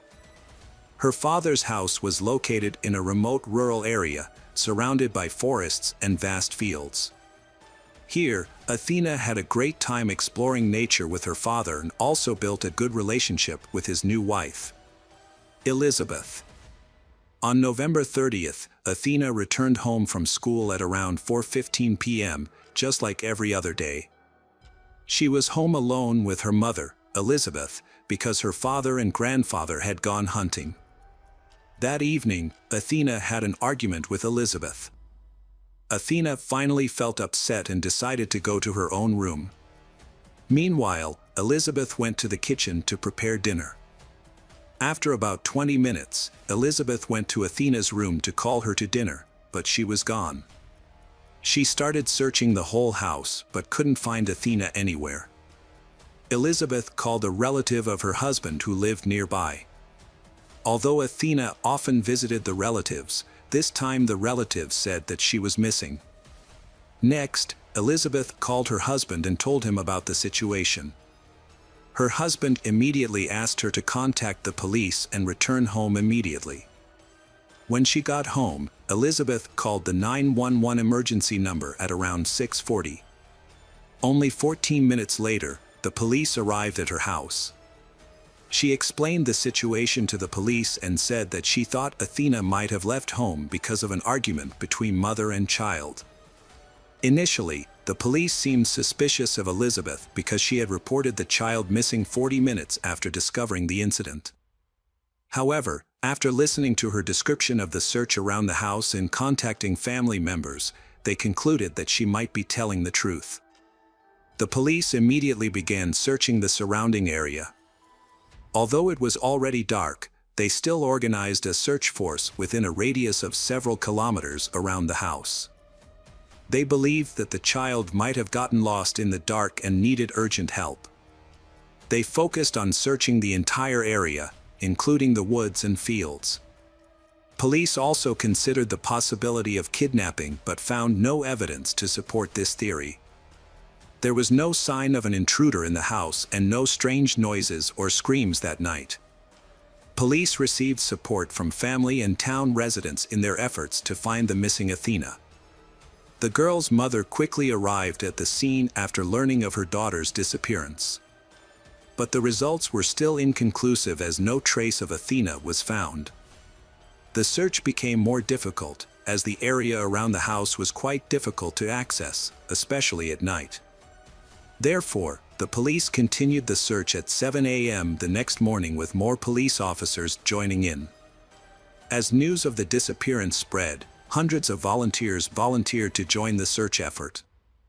Some came on horses and ATVs, while police used drones and helicopters equipped with thermal cameras to search for Athena. By the end of the day, Athena had still not been found. Police were concerned for her safety because of the cold weather at the beginning of winter. Although Texas is a small southern state, the temperature had dropped to 50 degrees Fahrenheit. Since the girl was wearing thin clothes, it would be really difficult to endure such weather. On the third day, the search continued, and the police expanded the area to search for Athena. The police became increasingly suspicious that Athena had left the house on her own. During these days, they searched for miles in all directions, but they could not find the girl. The police identified the people who were near Athena's house that night.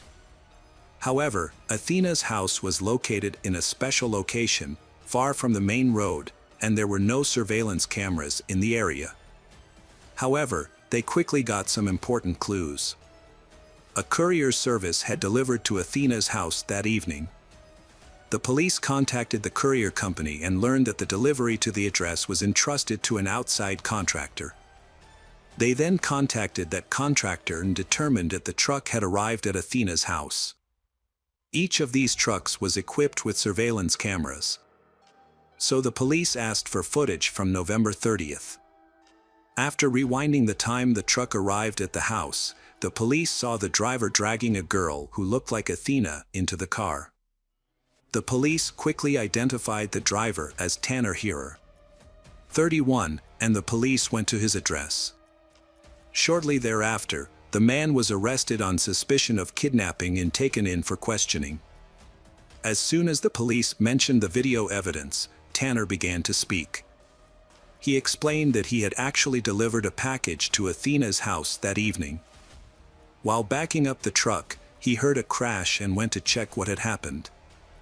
There, he saw the girl lying on the ground and realized that he had accidentally hit her with his car.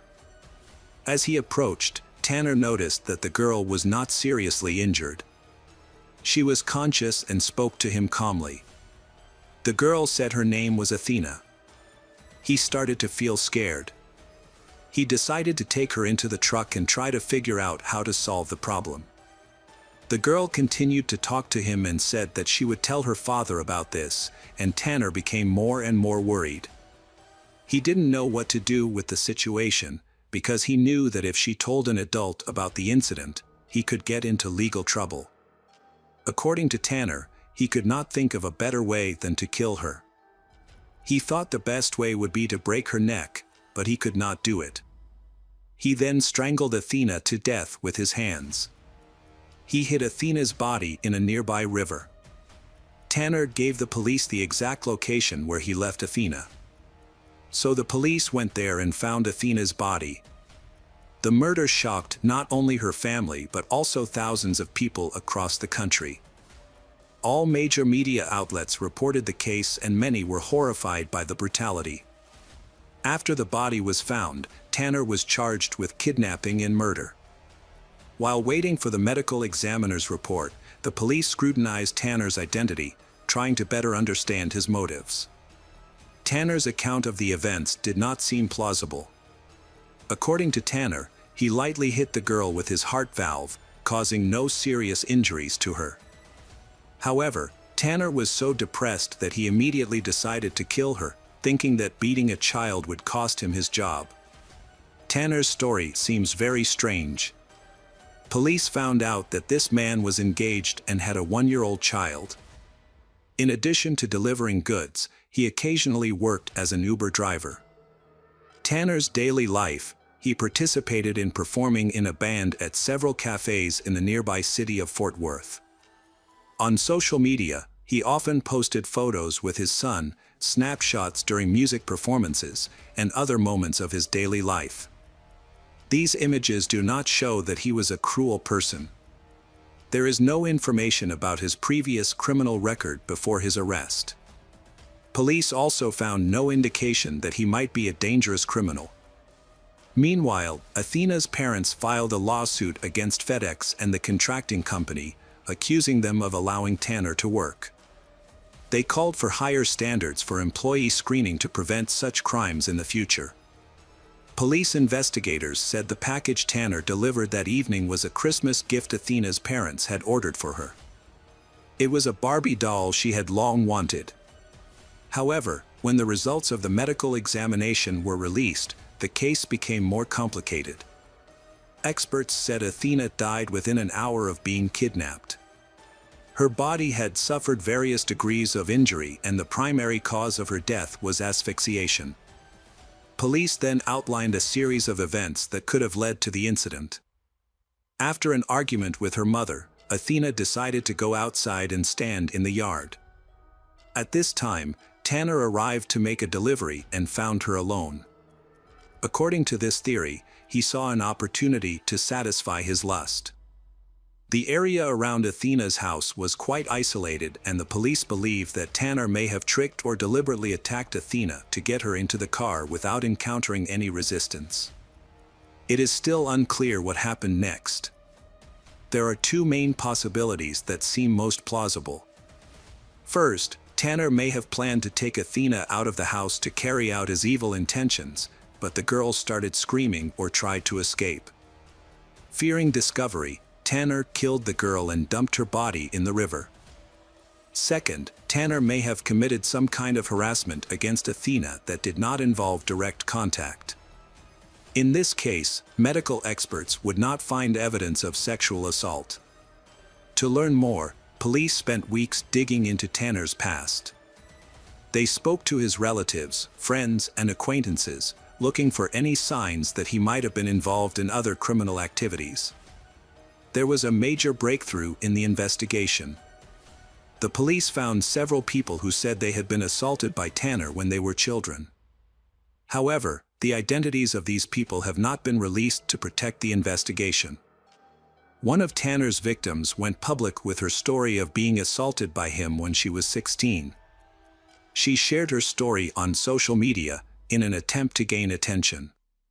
Surprisingly, Tanner faced no consequences for his actions and was not even considered a suspect for a long time. Sadly, the victim wrote that no one believed her during those years. However, after Tanner killed Athena, these allegations received more attention, exposing Tanner's true nature. Now Tanner will also face separate trials for 4 sexual assaults involving minors. In preparation for the trial, the government announced that they would seek the death penalty. Tanner himself has hired a lawyer to advise him to withdraw his confession and declare his innocence, but this is unlikely to help him avoid punishment, as the police have video footage from the truck as well as Tanner's testimony about the exact location of the body.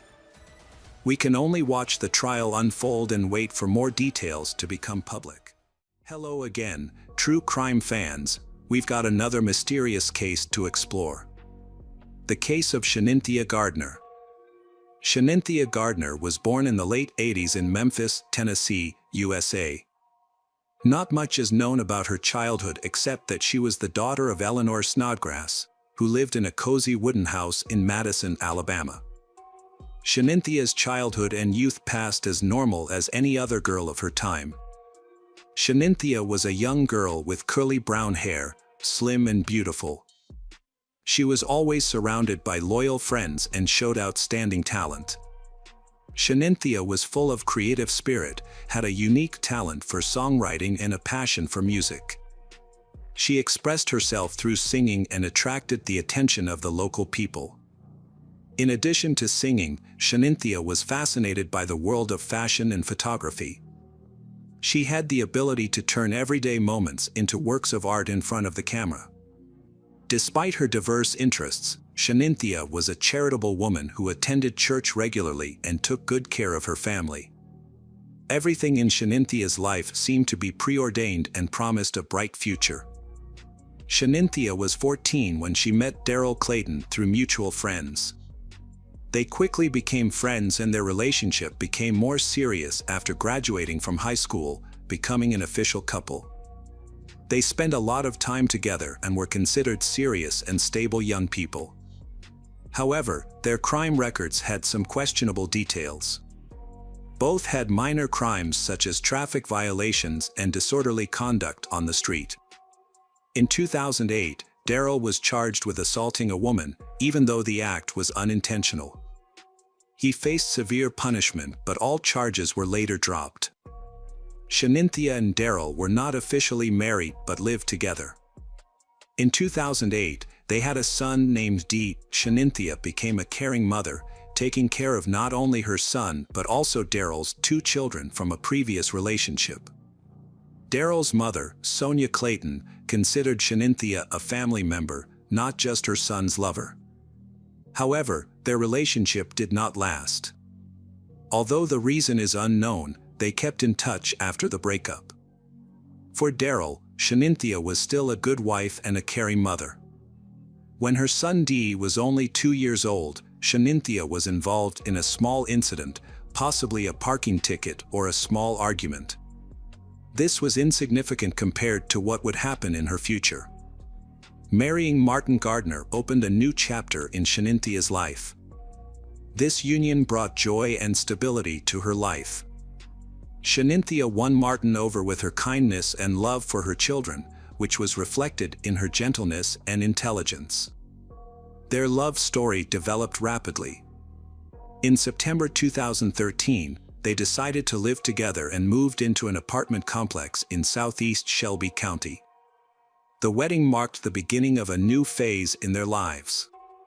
After the celebration, they had their first son, Telone, followed by baby Saya in 2014.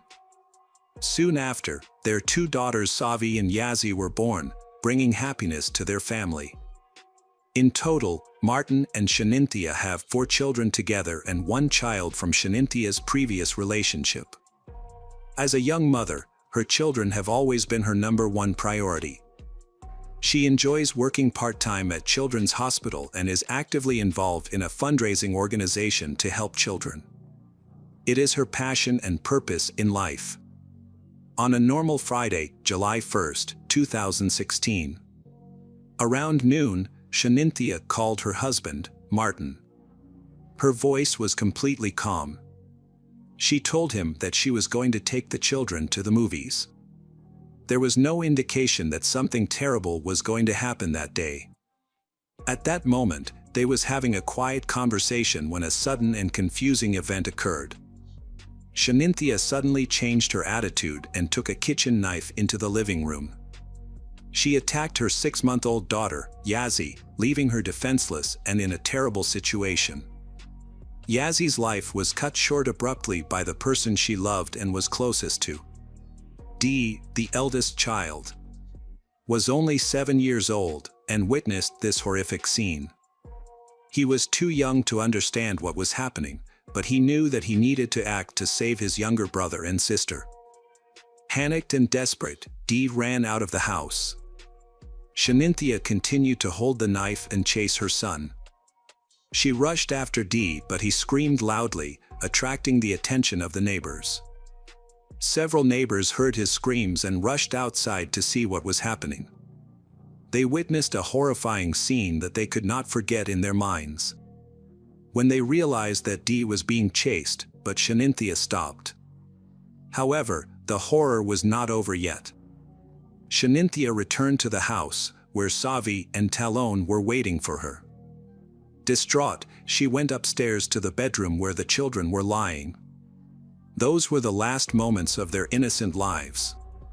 Meanwhile, those who witnessed the horrifying scene quickly called the emergency services, asking for help and rescuing Dee and his siblings. None of them could have imagined the tragic consequences that awaited this peaceful street. The sheriff arrived at the scene and witnessed a strange scene inside the house at 7449 Southern Hill Road. They found Shanynthia covered in blood and her 4 children lying motionless, lifeless. The scene left everyone in shock. Shanynthia sat there, holding her cell phone and slowly dialing her husband, Martin. Her voice was soft but cold as she confessed to killing her children. The tragedy that had happened in their lives was a horrific event that would forever be remembered in this quiet neighborhood. By the time the prosecutor's office and the special forces arrived at the scene, everything was over. There was only an eerie silence in the house that had once been home to the Happy Gardner family. Blood and horror were everywhere. Investigators found a bloody knife and witnessed the horrific incident. Chaplains came to help and were shocked by what had happened. Professionals were also ready to assist Dee, who was suffering from a horror that required immediate intervention. Shanynthia was arrested and held without bail. Her trial is scheduled for July 5th. The horrific events unfolding in Shanynthia Gardner's life have left society unable to remain indifferent.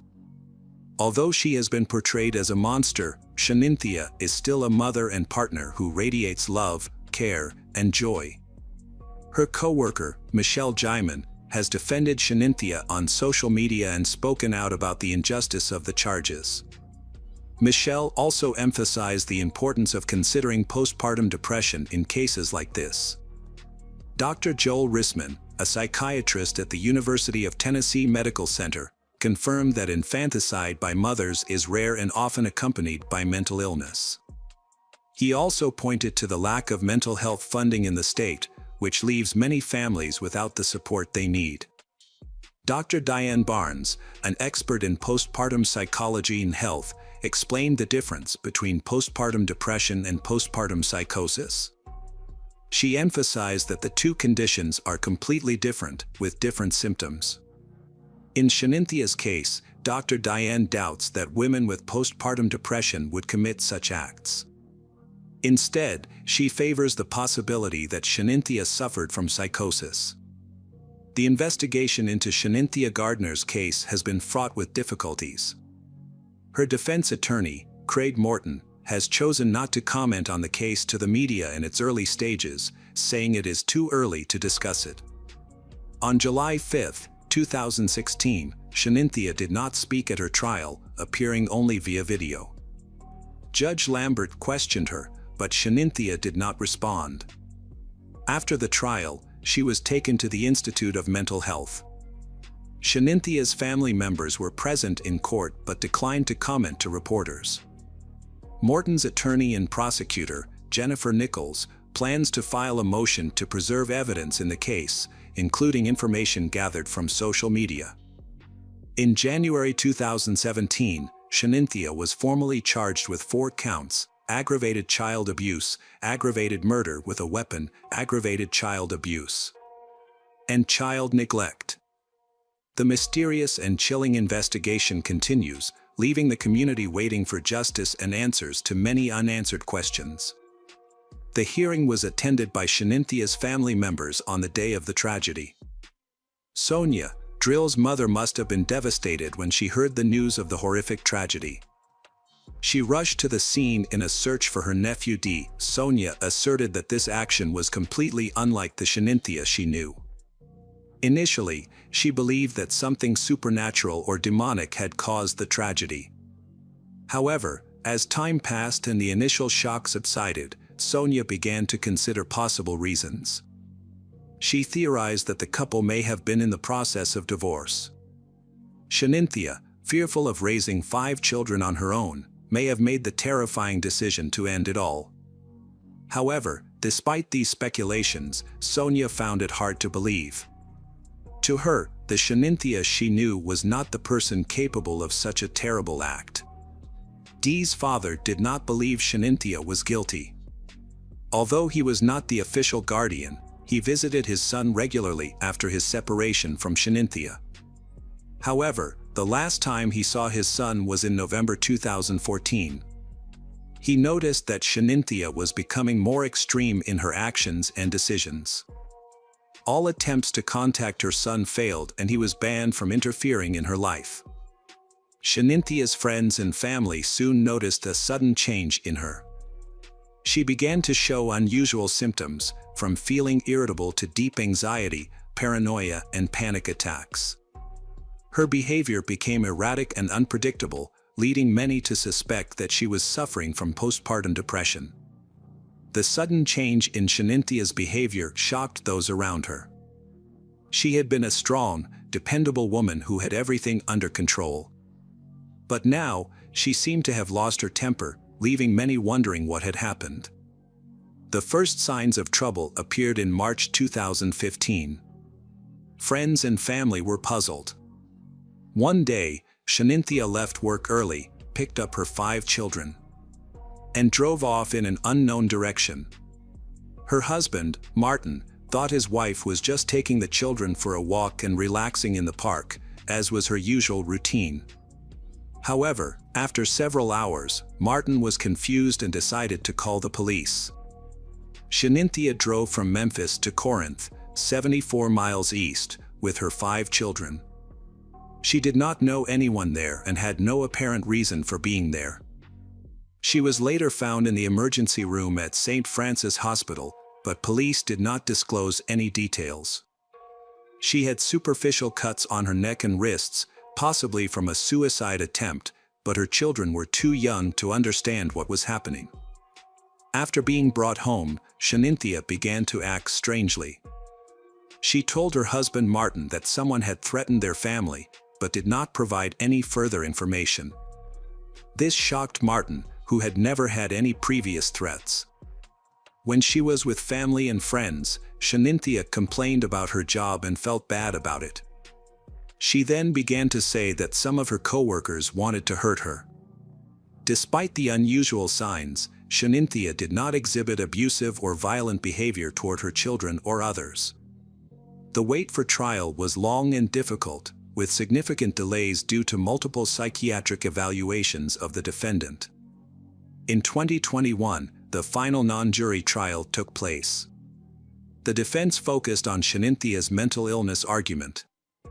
The prosecutor acknowledged her mental condition, but argued that the defendant still had the ability to distinguish right from wrong and was aware of the illegality of her actions.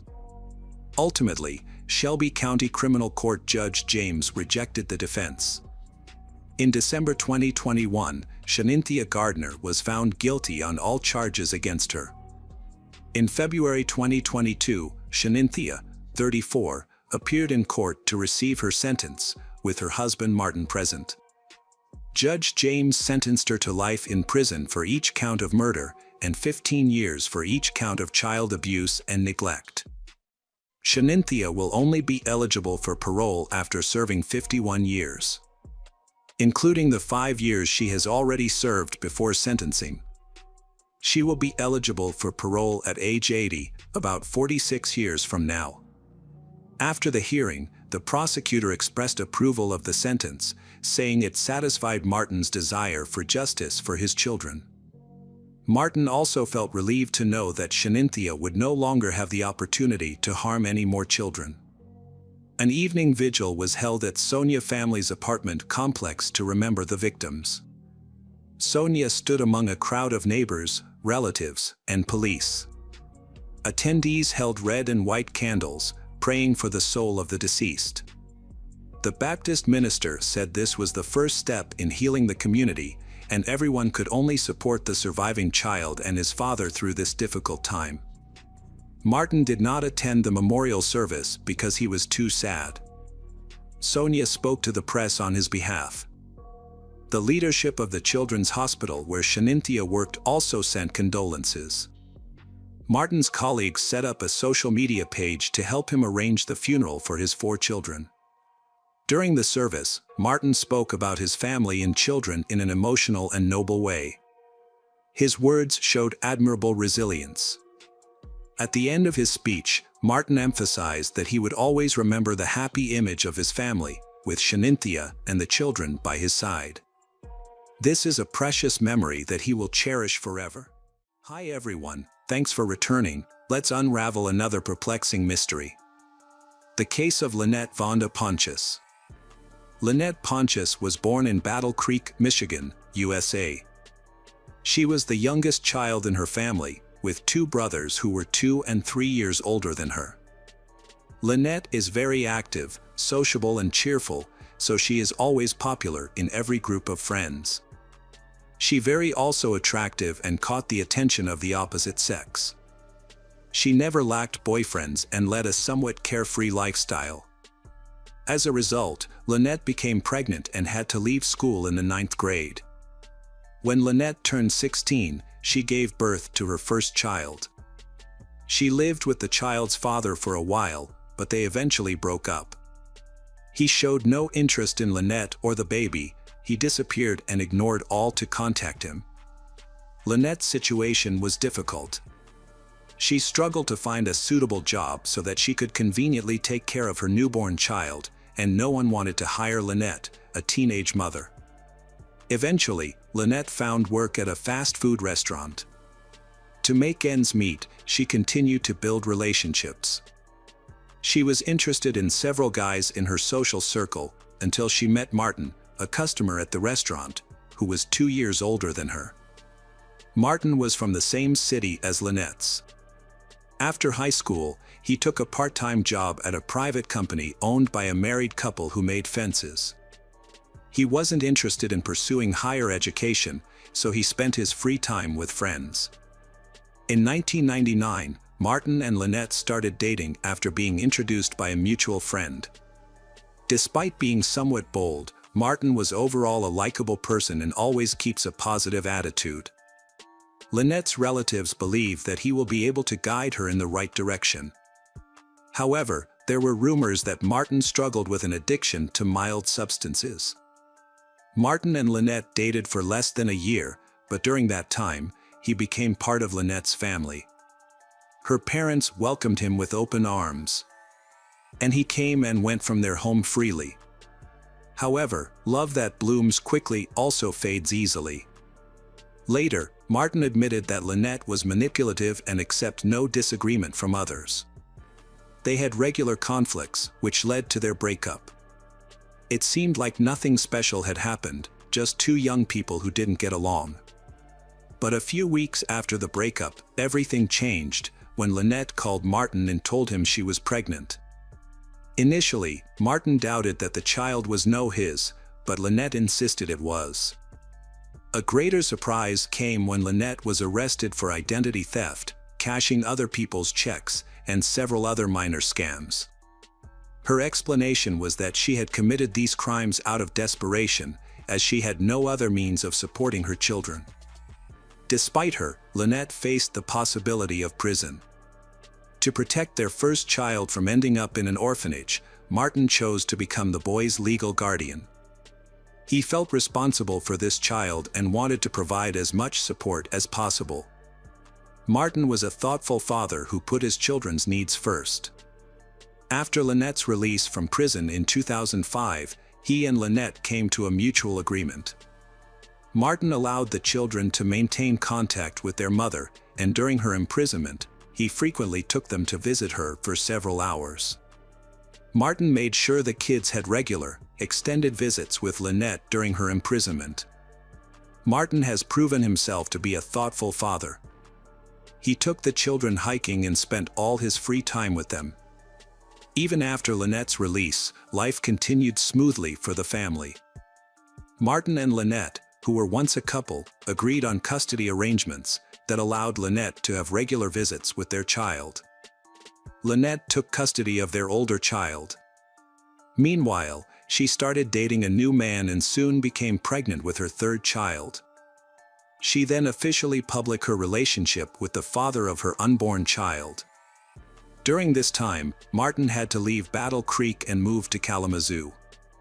In Kalamazoo, he began a relationship with a new girl, Elizabeth, who also had a child. Martin and Lynette grew apart, but they remained connected through their daughter. At first, everything in the family seemed fine. However, Lynette became concerned as the distance between her and her daughter grew. Matters became more complicated in February 2007, when Martin Campbell was attacked at his girlfriend Elizabeth's house. During the attack, he was shot once in the leg and once in the shoulder. As Martin attempted to flee, he collapsed from the pain and shock. The attacker then pointed the gun at Martin's head and pulled the trigger twice. The attacker intended to empty the entire magazine into Martin. However, after 2 shots to the head, the weapon jammed.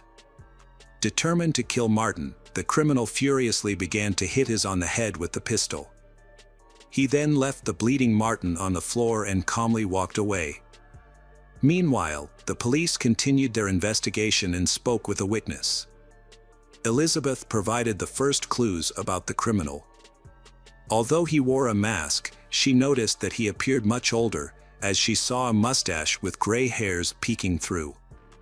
The killer's behavior was clear.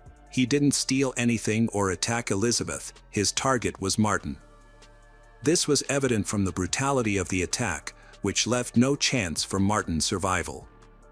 At that time, doctors were trying to save Martin's life. Despite suffering severe head and face injuries, he survived, which was nothing short of a miracle. He was fortunate because the gun jammed. Even a shot to the head could have been fatal. The first bullet hit his shoulder and narrowly missed a major artery. Had it been severed, Martin would have bled to death before the ambulance arrived.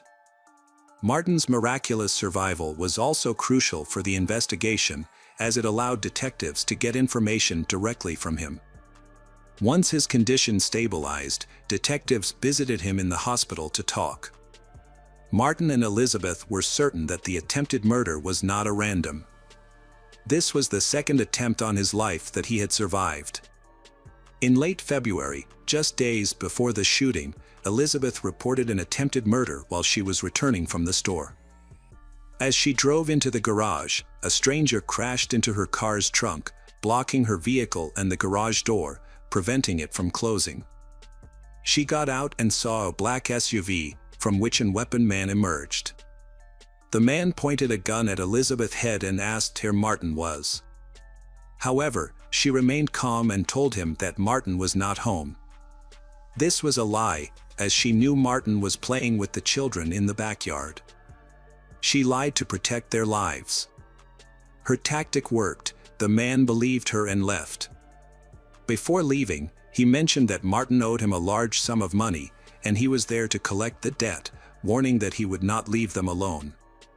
At that time, Elizabeth contacted the police and provided a detailed description of the man and his car. Additionally, a neighbor witnessed the skirmish, sensed something was wrong, and noted the car's license plate. However, the police discovered that the car was reported stolen and registered in another state, which did not help the investigation. It seemed the search for the criminal had reached a dead end. Nevertheless, a similar car was found a few blocks from the attack site in an apartment complex parking lot. The police attempted to track down the driver of the black SUV but were unsuccessful. The day before the unexpected attack, a masked man broke into Martin and Elizabeth's house and shot Martin at close range. Martin was certain that the killer had been sent by his ex, Lynette Pontius. She was the only person with a motive against he. Her criminal record raised suspicions, as she had previously spent 2 years in prison for financial crimes, including fraud and extortion. However, initially after her release, there were no issues, and Martin did not restrict her communication with their child. Lynette quickly begins to control things and she wants more. She sought to control the process of raising her children and would behave brutal when she was dissatisfied with something. This led to constant conflicts. As a result, Martin decided to reduce the time his daughter spent with her biological mother, Lynette, which further angered she. Finally, she went to court to dispute Martin's custody. However, she faced an obstacle due to her previous convictions, which worked against her, giving Martin a strong chance of winning. This could have been the last straw, making her hate him more and more. Investigators had several questions, particularly about why Lynette had resorted to such actions. Until now, no one had ever observed any aggressive behavior in Lynette. All her relatives and friends knew her as a kind and cheerful person. Additionally, it was clear that the attacker was an older man on both occasions, suggesting that Lynette might truly be innocent. To find answers, the detectives decided to directly contact the main suspect in organizing the assassination attempt. They were surprised to discover that Lynette had left her hometown the day after the shooting at the house Martin. Elizabeth found it suspicious to exclude Lynette from the suspect list. However, finding and detaining Lynette was not easy. It was discovered that she was trying to flee the country, and a nationwide search was launched to capture her. During this time, detectives received another lead. It was revealed that Martin may owe large sums of money from criminal organizations. Some of Martin's friends mentioned that he had been in debt for a long time. Martin used to consume soft substances and smoke. He admitted this to the police but insisted that those days were behind him. Martin claimed that he only used these substances during his meet with Lynette and had quit his bad habits long ago. Before Lynette was caught, a prisoner from the local jail informed the police that Lynette had approached him some time before the attack, offering money to carry out an attack Martin. Lynette was searching for a mercenary to kill Martin. She devised a cunning plan. Accordingly, the killer must win Martin's trust, and after a while, get him drunk or full of mild narcotics to ensure unconsciousness. Afterward, the hired killer would eliminate Martin. Lynette believed it would be best to make it look like an accident. Overall, she didn't care about the method, as long as Martin dies, so that she can gain custody of their daughter. Later, the police gathered evidence from various individuals who reported receiving similar requests and provocations from Lynette. Many people claimed that she had tried to hire them as mercenaries, but none of them were actual shooters, and they all declined the offer. Fortunately, the police quickly identified the killer, who was likely the person who agreed to help Lynette. This suspect was a 59-year-old man named Joseph Lover, who was romantically involved with Lynette. He had a history of involvement in numerous serious crimes. Joseph fit the description of the attacker and was capable of carrying out such a bold attack in broad daylight.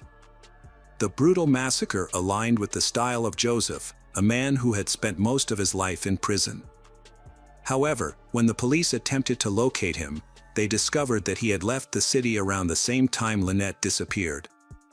It is likely that they fled together. Lynette and Joseph managed to stay hidden until February 13, 2007, when they were discovered near the Mexico-US border. They had been planning to escape to another country to avoid facing justice. However, Lynette realized she needed to retrieve some important documents she had left behind in Mexico and had to return for them. Unfortunately for them, the police were already there waiting to capture them. 5 days later, they were taken into custody, which was a great relief for Martin, who was worried about another attack. Although he was pleased with the arrest, the investigation struggled to communicate with the criminals. Surprisingly, Joseph was very cooperative with the detectives. He admitted he was driving a stolen car and having a pistol, hoping for a reduced sentence. However, he consistently denied being involved in the attack and attempted murder of Martin. Lynette partially backed up his claims, stating she had hired a mercenary to confront Martin. Her intention, she said, was not to kill him but to scare him into relinquishing custody of their daughter. Being separated from her daughter made Lynette extremely miserable. She claimed that Martin did not allow her to see her daughter. Additionally, she alleged that she found evidence of Martin abusing her daughter. Lynette accused Martin of substance abuse and domestic violence. She also shared details about their relationship, stating that Martin had repeatedly beaten her, which led to their breakup. Lynette did not see him as a benefactor, said that he took advantage of her difficult circumstances when their daughter was born. He allegedly forced her to sign documents and formalize guardianship while she was helpless in prison. She believes Martin acted shamelessly in taking advantage of her situation. The interrogations of the two suspects, Lynette and Joseph, happened at the same time, but in different rooms to compare their stories. The investigators, having received information from Lynette, decided to confront Joseph. Initially, Joseph refused to tell the truth. However, once he learned that Lynette the crime was trying to turn him in to the police, Joseph changed his story. He claimed that Lynette had first approached him in 2007 with a request to kill Martin. Lynette didn't care how Martin died, she just wanted him gone forever. The plan was for Martin to disappear without any witnesses, and his body would be disposed of discreetly. But Lynette didn't expect Joseph to act in a dramatic manner. Joseph's story matched with what the police already knew. During the investigation, the police chose to disclose this information to observe Lynette's response. Lynette, however, cleverly refused to give a statement and asked for a lawyer. Prosecutors claimed that Lynette's main motive was her dissatisfaction with the decisions regarding her child's upbringing and restrictions on communicating with him. She tried to challenge custody in court but was unsuccessful. After that, Lynette didn't stop and decided to hire a hitman. Joseph Lover, 51 years old, was also charged with attempted murder. This man admitted his guilt and provided the police with a detailed report. The trial was full of surprises, starting when Joseph unexpectedly changed his earlier testimony during the hearing. He retracted his previous statements and took full responsibility for the incident, claiming that Lynette was not involved and that he was solely responsible for planning and executing the assassination attempt. It seemed like Joseph loved Lynette so much that he wanted to protect her. However, before the next stage of the hearing, Joseph shocked everyone again by reverting to his original story, asserting that Lynette had hired him as a hitman. To obtain these confessions the prosecution suggested a plea deal. In this case, the prosecutor's office re-entered the proceedings, aiming to demonstrate that Lynette had a justified motive. Lynette clearly disliked Martin due to dissatisfaction with custody arrangements. However, the prosecutor's office relied on very limited evidence. In reality, there was nothing concrete to directly implicate Lynette in the crime. There were no phone records or messages, and Joseph, the sole witness, was unreliable, which weakened the prosecution's position. Lynette's lawyer effectively used these weaknesses to persuade the jury of her innocence. On October 3rd of that year, Joseph confirmed to the jury that Lynette was the mastermind behind the plan to kill Martin. He confirmed that she had formulated the whole plan. However, his numerous contradictions and retractions during the testimony made the jury question his credibility. The defense then made a surprising move. According to Lynette, Martin was an abusive father who often physically harmed his daughter. She presented photos showing bruises on the child's arms and back as evidence. In response, Martin's family defended him by disputing these accusations. They suggested the photos only showed minor abrasions that a child might get accidentally, arguing they did not resemble signs of abuse. They even implied that Lynette herself might have caused the bruises. Despite the defenses put forward by Martin's relatives, Lynette successfully raised doubts in the jury's minds, she portraying herself as a victim. This thing aimed to make Martin's murder seem like an act of kindness in protection of the child. In the end, the lawyers portrayed her accomplice, Joseph, as a true hero. They argued that Joseph was protecting Lynette and her daughter. Lynette did not ask for Martin to be killed, she only wanted to scare him. However, Joseph, a seasoned criminal, believed he was rescuing the girl from cruelty and tyranny, which led him to kill Martin. Additionally, the defense argued that Lynette could not have planned the murder herself, because if that had happened, she would likely have faced life in prison. This was inconsistent with the image of a loving, caring mother seeking custody of her child.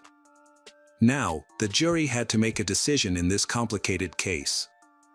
On October 5, 2007, after lengthy discussions, the jury announced the verdict in this case. Lynette was found guilty of orchestrating the attack. Her extravagant lifestyle and criminal record worked against her. The jury didn't believe the lawyer who portrayed Martin as an abuser involved in domestic violence against the child. In fact, there was no evidence to support these claims. Lynette's family was shocked by the jury's verdict. Initially, Lynette was sentenced to life imprisonment with the possibility of parole after 50 years, but the sentence was later changed. However, the judge considered Lynette to be a socially dangerous person. He sincerely expressed his hope that no parole board would ever decide to release the woman. Lynette remains in the Huron Correctional Facility for Women. She has served enough of her sentence to apply for parole and has submitted a petition. Lynette is hopeful about being released soon. But no decision has been made yet. Martin's family hoped she will never be released. Her accomplice, Joseph, received a life sentence without the possibility of parole. Hello friends, welcome to our channel. Today we're going to take a look at another horrible case with you. The case of Ana Ramirez. Amanda and Ana Ramirez, born on January 8, 1992, in Camden, New Jersey, USA, are identical twins, arriving just minutes apart. From a young age, they were incredibly close, often wearing similar clothes and choosing the same toys. Their relationship was characterized by understanding and genuine emotional, with conflicts between them being rare. Although they were born in the USA, they come from a family that emigrated from Puerto Rico, a large family with the dream of achieving the American dream. Despite facing challenges, their family's unity and love helped them overcome difficulties. Amanda and Ana were seeking a better life in the USA. When they grew up, their family gave birth to another daughter. Of course, Amanda and Ana stood them out because of their identical appearance. From a young age, their parents emphasized the special bond they had since their time in the womb. They slept in the same crib during their first months, which contributed to their close relationship. As they grew older, Amanda and Ana did everything together and acted as a team. They were very close and always stayed by each other's side. Their mother encouraged this bond, hoping Amanda and Anna would always support each other. And indeed, they did. Amanda and Anna took their first steps together, holding hands to keep from falling. The two girls, who grew stronger together, they were inseparable during kindergarten, elementary, and high school. Their bond stayed strong into adulthood, and it seemed like nothing could break this pure sisterly union, which grew stronger each year. Gradually, carefree childhood ended, and adulthood began. Anna had better relationships with man. She was the first of the twins to get married and become a mother. She was described as a loving and dedicated mother who did everything for her kids. At that time, Anna had completed courses and received certification in a field of activity related to helping people. This accentuates her friendly and positive personality. Colleagues and friends admired Anna's kindness, describes her as a friendly and humble beauty. When Anna became a mother, she had to balance her career with her family responsibilities, striving to create a bright future for her daughter. Later, she had 2 more children. Anna still maintains regular contact with her family, especially her beloved twin sister, Amanda. She often comes home to visit her grandparents, mother, brothers, and sisters. Anna and Amanda still keep in regular contact, they exchanging messages and phone calls to share their daily experiences. When Anna had a daughter, Amanda was eager to know all about her niece and frequently inquired about her.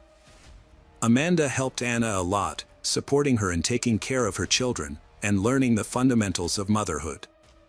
Amanda also aspired to have her own family and become a mother, so she paid close attention to every piece of advice Anna offered. Amanda was kind and caring, always ready to assist. Amanda regularly spent time with Anna and her children. During the first few years of her life, Anna's eldest daughter spent a lot of time with both her mother and with her aunt, Amanda. This allowed the aunt, Amanda, to bond with her niece and gain valuable childcare experience. These skills and knowledge later proved useful to her. At that time, Anna was very busy, and it was with Amanda's help that she was able to manage daily tasks. Whenever they had free time, the sisters often spent time together, went for walks, and relaxed on weekends. Anna and Amanda loved parties and could go dancing all night long. In those moments, they were with their close friends. They were always friendly and cheerful. However, the story of the 2 sisters had a sad ending.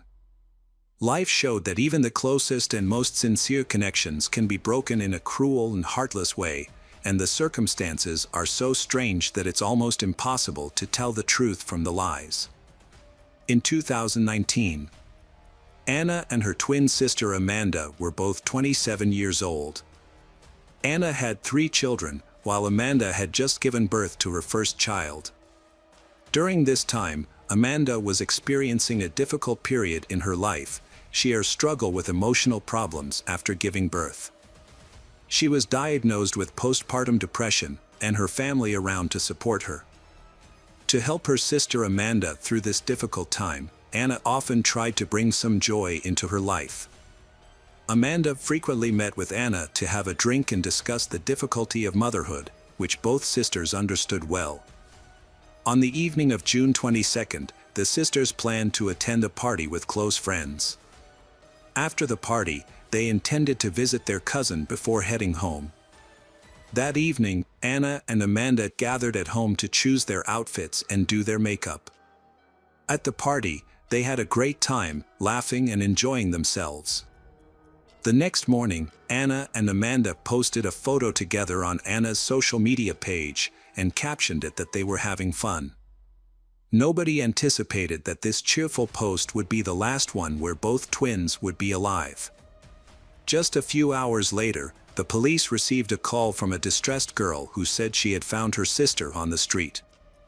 The caller is Amanda, and she urgently requested the officers to hurry. Amanda reported that Anna had been shot in the chest but didn't know who the shooter was. she noticed a deep cut on the right side of the chest. Anna was lying on the street right in front of their cousin's house, where they had spent most of the evening drinking and taking selfies. Amanda mentioned that they had visited a brother whom they had not seen for a long time, and it seems a conflict erupted there. Around 5:30, Anna was injured and collapsed on the sidewalk. After receiving the call, the medics quickly arrived at the scene. They found Anna lying on the asphalt in a pool of her own blood, while Amanda was not nearby. Anna had lost a large amount of blood, putting her life at risk, so urgent action was required. The police also responded and reached the scene after the ambulance. Anna was on the ground, seriously injured, bleeding, but still alive, with a deep wound in her chest. The medics promptly placed her in the ambulance and administered first aid during the ride. The police hoped Anna could identify her attacker, but she lost consciousness in the ambulance due to severe blood loss and was immediately taken to a medical center. On the way to the hospital, doctors tried to keep Anna alive. However, less than an hour later, at 6:20, the medical center staff pronounced her dead, unable to save her. This news was a devastating shock for her family.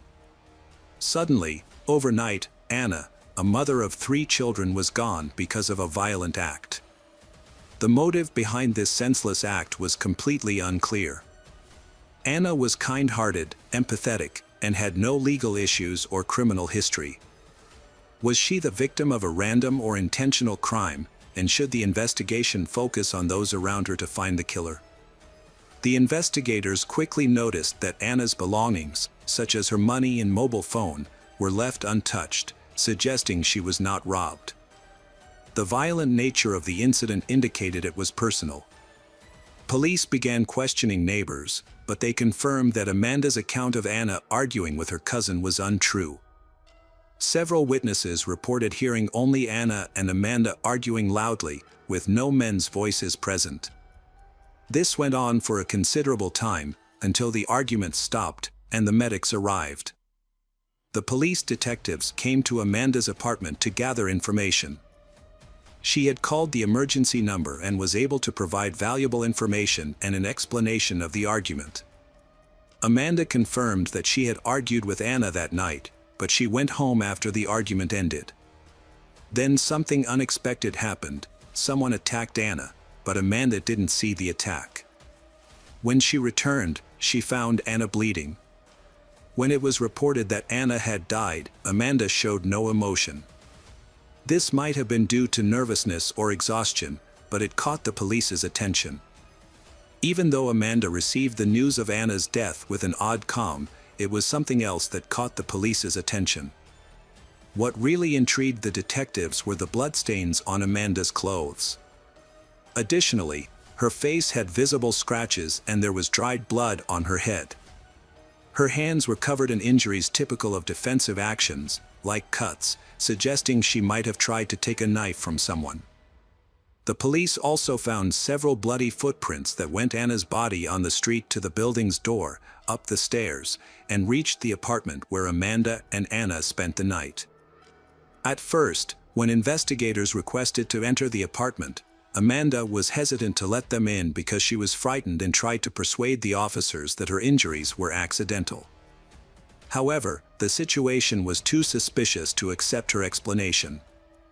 Ultimately, Amanda allowed the police to enter without requiring a warrant. At the apartment, they also discovered traces of blood. In the kitchen, they found a large carving knife in the sink, covered in dried blood. Detectives saw this as clear evidence implicating Amanda in Anna's death. She was promptly arrested and brought to the police station for questioning. During the interrogation, Amanda provided investigators with 3 different accounts of how Anna might have died. In the first account, Amanda claimed she had no idea what happened to Anna, stating that she found Anna already injured on the street. Amanda didn't notice any suspicious people or vehicles, leaving her completely baffled by the incident. Amanda thought that Anna would not have an enemy capable of such harm, so she speculated that her cousin might be involved. She recalled that Anna was conscious at the time but had lost a big amount of blood and was disoriented. Amanda got blood on herself while trying to help Anna and went into shock before entering the apartment, which seemed unconvincing. Additionally, Amanda didn't mention defensive wounds from a sharp object, and the bloody knife found in the kitchen was puzzling. Upon realizing that the police thought her story was a lie, Amanda attempted to revise her story. It's important to note that Amanda was very intoxicated, making it challenging for detectives to follow her narrative. Her testimony was confused and contradictory. Despite this, she offered a revised version of the incident that evening. They were at their cousin's house drinking. As morning approached, Anna drank too much and felt unwell, so she decided to order a taxi. When the car arrived, she said goodbye and left, but no one confirmed that she got into the car. After which Amanda decided to head home. On her way, she discovered Anna injured on the street. Anna had a severe chest wound and was bleeding heavily, but she couldn't explain what had happened. Amanda quickly called an ambulance and notified the police. The detectives attempted to reach the cousin who owned the apartment to verify Amanda's story. However, at the time, this was never done. Realizing her difficult position, Amanda desperately offered a third version of events. She confessed that while they were drinking, a fight broke out between she and Anna. Under the influence of alcohol, Anna lost control and punched she in the face. Although Amanda was momentarily disoriented, but she quickly regained her senses. She recalled feeling furious after Anna hit her, but then she experienced a memory lapse. Amanda intended to enter the apartment to cool down, but moments later, she found herself standing on the street in front of Anna, person who is bleeding. According to Amanda, she doesn't remember what happened during this time. The latest and most credible version of events is that during this time, she went into the apartment and took a kitchen knife. The conflict had subsided by then, although no one witnessed the incident, but all evidence suggests that Anna was killed. When Amanda saw Anna in that state, she went back to the apartment to grab a cell phone and call emergency services. During this time, she tossed a knife into the kitchen sink. She contacted the medics but stayed in the apartment, overwhelmed by shock. Sadly, Anna's injury was too severe, and she passed away. This tragedy deeply affected the Shi family. The news about the incident became a main topic in the media, especially within their local community. Many interviews were conducted, and most people found it hard to believe that such a tragedy could occur between them. Anna and Amanda's sisters were known to be so close, to the point that few can remember any petty quarrel between them. During this time, Amanda was arrested and sent to the County Correctional Center to await her murder trial. Her lawyer claimed the crime was accidental and argued that Amanda should be released on bail and placed under house arrest to care for her newborn daughter. However, the judge denied this request because of the crime's severity. Amanda was denied bail as she was deemed too dangerous for society. Concerns were raised about her emotional state, so psychiatrists frequently evaluated her. They found no mental disorders, deeming her sane and fit to stand trial. During this time, investigators thoroughly verified all the information provided. It was confirmed that Anna and Amanda did indeed spend time with cousin, who was eventually located and able to testify as a key witness. Although some neighbors heard arguments and the sounds of a struggle, no one witnessed the actual attack. Amanda continued to claim that she could not remember what happened. Cousin confirmed that a quarrel occurred between Anna and Amanda that night, but it ended, and he did not see any attack between them. The cousin stated that then Anna and Amanda had calmed down, and everything seemed normal. He never expected that Anna and Amanda, who had been so close since childhood, to be involved in something as unthinkable as a stabbing. The cousin confirmed that before things settled down, Anna and Amanda did get into a fight. This might explain the scratches on Amanda's hands and face. as well as more serious defensive wounds, deep cuts on her hands, suggesting they fought by a knife. However, the cousin did not know the reason for the sisters' fight. In September 2019, Amanda gave the investigators her final account of events to the best of her memory. She recalled having a fight with Anna while they were at their cousin's apartment, but claimed she was too drunk to remember the cause of the conflict. Amanda explained that at one point, she lost awareness, and when she regained awareness, she found herself standing over Anna, holding a bloody knife. She noticed the bleeding was severe and worried that she might have been responsible. Feeling overwhelmed, Amanda said she left Anna in the street and fled. She confessed that she would never have acted this way if not for being intoxicated. Amanda, a young mother, recognized there was no excuse for her actions and expressed deep regret, but she stressed that the murder was accidental. The prosecution was certain that Amanda was not being entirely honest and that the attack was intentional. They believed that an argument led to Anna's death. Detectives suspected that Amanda had a motive, thinking she had held a long-standing grudge against Anna. In the end, her intoxication turned this anger into aggression. The investigators were trying to confirm if the act was premeditated. The police suspect that a man, who both sisters were attracted to, was involved in the incident, as he seemed to be the most likely cause of the conflict between them. Amanda explained this because she didn't want her loved ones to know that the death of Anna was due to such a trivial reason.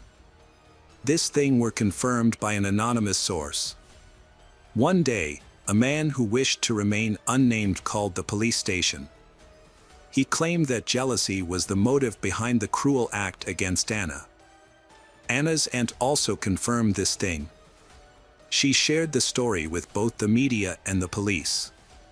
According to her, the conflict arose because of Anna's husband. It was revealed that Amanda had secretly been in love with him for a long time. She envied Anna, and even used her resemblance to Anna to have sexual relations with him. When Anna discovered this, she was furious and accused Amanda of betrayal. The aunt mentioned that Amanda had often bragged that neither Anna nor her husband had any idea about the deception.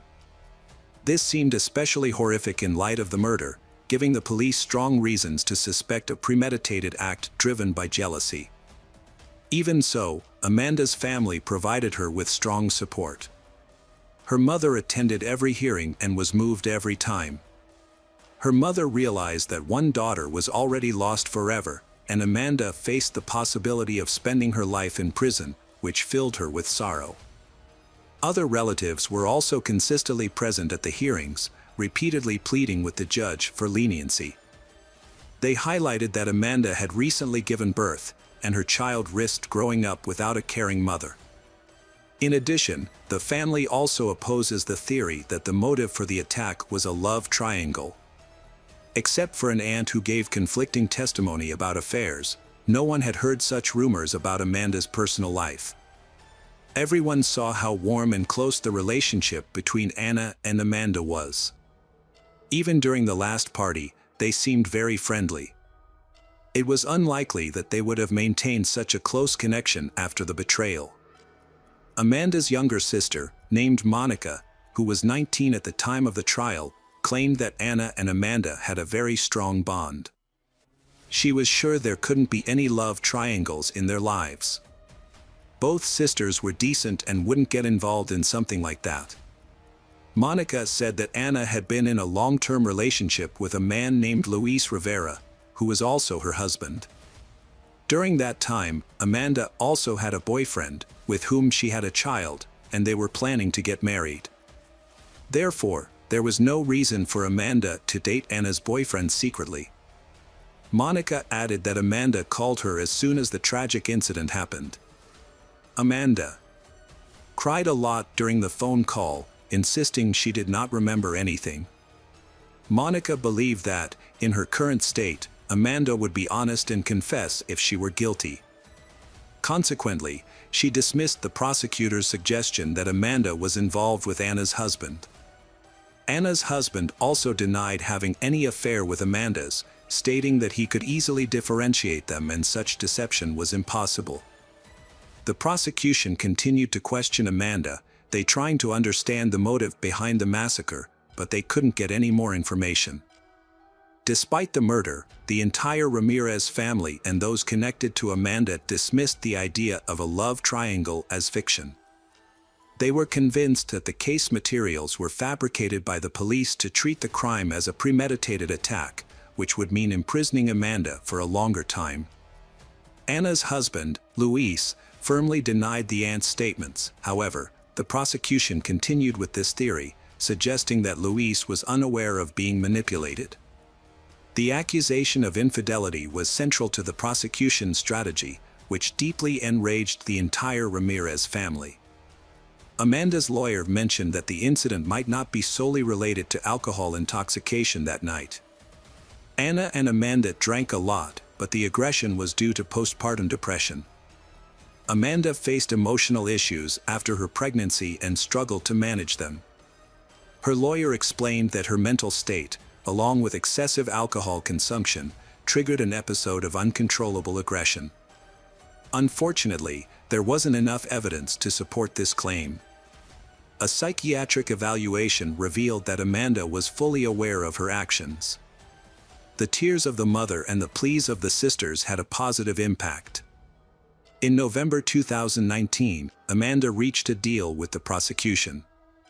This deal resolved the controversy surrounding her motive and spared her family the ordeal of a lengthy trial. In the end, Amanda received a sentence of only 6 years in prison. She will be eligible for parole after serving 5 years.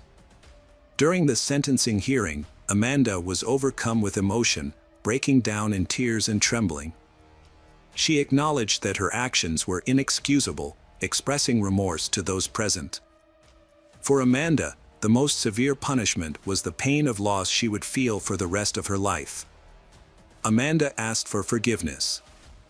Although inconsolable, but the family said they held no grudges and considered the punishment fair. Furthermore, Amanda's mother and younger sister announced they would continue to support she and her children until her release. Anna's mother took responsibility and custody of Anna's children. All the children went to live with their grandmother. Hi everyone, thanks for returning. Let's unravel another perplexing mystery. The case of Rachel McLean. Rachel McLean returned home to Blackpool, UK, for the summer of 1990. She was 18 years old and had just finished her first year at Oxford. Rachel was very busy with her studies and spent all her free time studying. She had a healthy lifestyle and played sports. Rachel had many friends and loved heavy metal music. She joined a local charity, where she worked during the summer. While on a day off, Rachel was relaxing with friends at a local club when she met a bartender named John Turner, who had long brown hair. John was from Nottingham and had returned to Blackpool for the summer. Rachel found him attractive and easy to talk to, so they quickly became interested in each other. That night, they chatted. John attended Rachel's 19th birthday party. After the party, they had a passionate night together. According to John, their relationship continued to develop. However, at the end of the summer, Rachel had to return to Oxford, and John returned to Nottingham. The two cities were just over 2 hours' drive apart, so they could easily visit each other. They spent weekends together and kept in touch by letter and phone during the week. John wrote Rachel long love letters, which she enjoyed. John Turner was born in HMP, but as a child he moved to New Zealand with his parents and settled in a city called Bath. The family lived in 2 countries before John returned to the UK to study at King's College. During his time there, he won the hearts of both students and teachers. He hosted a show on the local college radio station twice a week and was a talented athlete on the soccer team. Rachel McLean was a promising student. Her literature teacher at college admired her achievements. Rachel started college in the same year as John. On Christmas, Rachel invited John to meet her parents and they had a nice evening together. Rachel's parents were very happy with her choice, finding John intelligent, good-looking and confident. John became increasingly infatuated with Rachel but was saddened by the distance between them.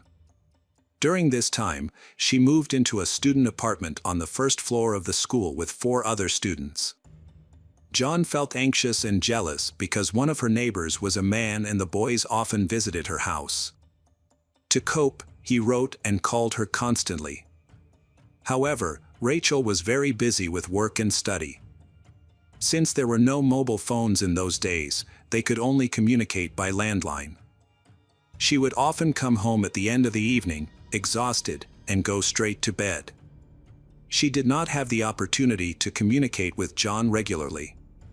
His dissatisfaction increased with each missed call and he became increasingly jealous. His possessiveness became evident during this time and he complained to her, which began to annoy Rachel. On February 11th, she sent him a Valentine's card, calling him the only love of her life. However, around that time, she wrote in her diary about her lover in very unflattering terms. It seemed that she had doubts about whether John was the person she could spend the rest of her life with. On Valentine's Day, John proposed to her, but she unexpectedly refused, which shocked him. She explained that she was not ready. John said that he understood and would wait. They continued their relationship, calling each other occasionally and rarely seeing each other. 2 months later, in April, they planned to spend the Easter holidays together. John went to Blackpool again on Saturday, and Rachel's mother took her back to Oxford because she had important school matters to attend to on Sunday. They planned to have a quiet day together at her student flat, as it was their last weekend before Rachel's exams. Rachel spent a lot of time preparing for her exams. While she was studying, her boyfriend was watching football in the living room because he was a Nottingham fan.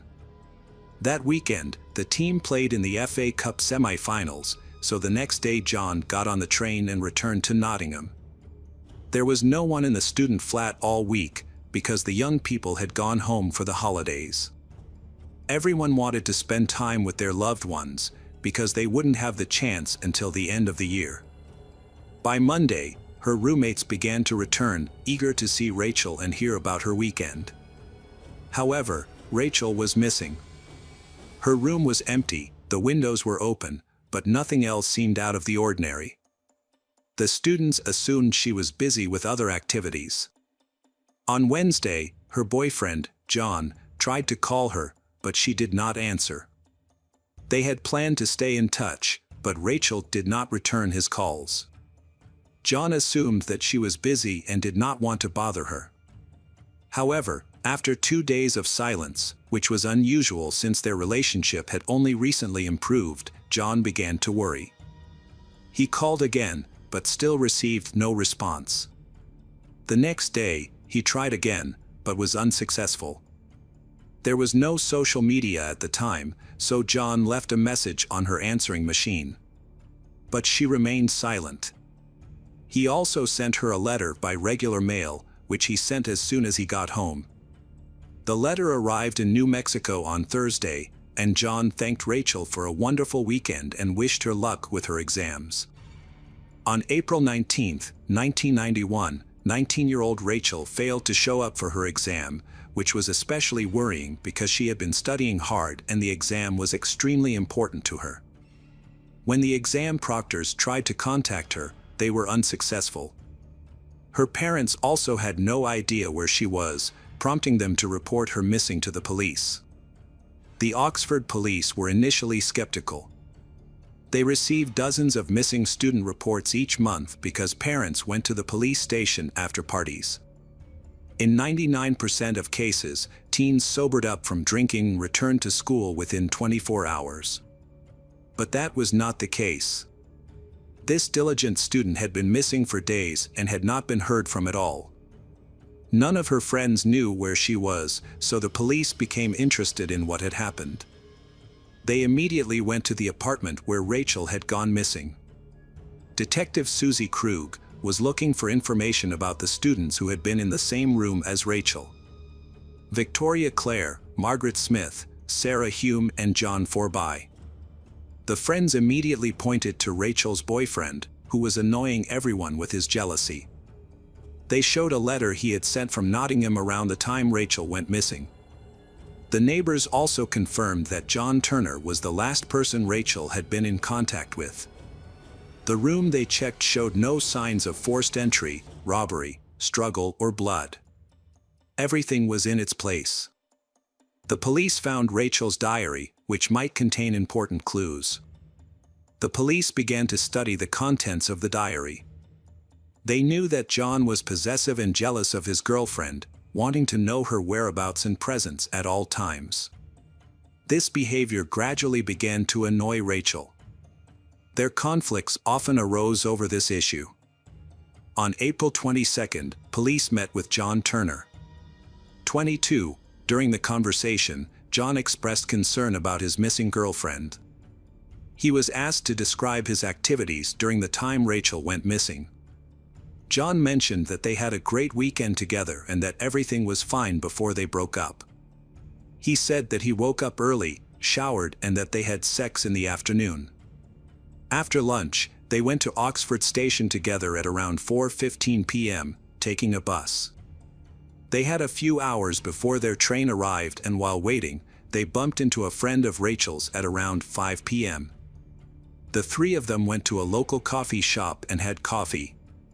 Rachel's friend was described as a dark-skinned man with long hair, wearing ripped jeans and a black jacket. He was similar in appearance to John, except for his dark skin. John admitted that he could not remember the man's name because they had just met and he did not expect to become friends with him. According to John, the man offered to drive Rachel home in his car. She agreed, and then John and Rachel said goodbye. John returned to Nottingham, while Rachel went with her friend to her apartment. However, John's story about the man was very suspicious. The police suspected that John was lying, and he quickly became the prime suspect in Rachel's disappearance, as she had been missing for a long time, leading to concerns that she might be dead or imprisoned. Urgent action was needed. First, it was important to learn more about the prime suspect, as he was the last known person to have had contact with Rachel, and his story about a black man needed further investigation. Rachel's disappearance left everyone baffled because none of her roommates or friends remembered her having such a friend. In order to gather more witnesses, the police shared information about the case. From the beginning, there was no reason to think that she had run away. The police first checked this possibility by talking to Rachel's family and friends. Rachel had no problems with her loved ones, friends, studies, or personal life. She was eagerly preparing for exams, which made it impossible for her to not attend. Rachel never complained about any problems, nor did she suffer from drug addiction or mental problems. People like her usually do not run away, and all of her belongings were left untouched. This allowed the police to rule out the possibility that she had run away on purpose. The police were skeptical of John's testimony and assigned a police officer to approach him and gain his trust. The officer's job was to observe John's reactions and behavior while updating him on the investigation. From the beginning, the officer suspected John of lying to them, noticing that he became nervous when talking about Rachel, despite his attempts to hide it. Despite these suspicions, a week of surveillance did not reveal any useful information to help the case. Meanwhile, the police were searching the neighborhood for witnesses, K9 units were working with dogs, and divers were examining local waters. Several people remembered seeing John, but no one could confirm that he had left the house with Rachel. In addition, he had not been behaving suspiciously, so this witness's testimony did not add anything to the search. During this time, John continued to cooperate with the investigation. He even helped create a composite sketch of the man who, according to him, was supposed to drive Rachel back to her apartment. John believes this friend was responsible for her abduction. It has now been 2 weeks and police believe she is no longer alive. No ransom demands have been made, ruling out kidnapping as a motive. Search teams, including police, rescue workers, and volunteers, have scoured a large area around Oxford, including drains and boating holes, but their efforts have been in vain. The police examined Rachel's diary and discovered her true feelings for John, a disturbing mix of hatred and pity. She expressed that she was unable to confront him directly or leave because she was afraid. Rachel had no genuine feelings for John, and her Valentine's Day gestures were more like a duty than a genuine expression of love. She knew that John was unstable and prone to losing control when angry.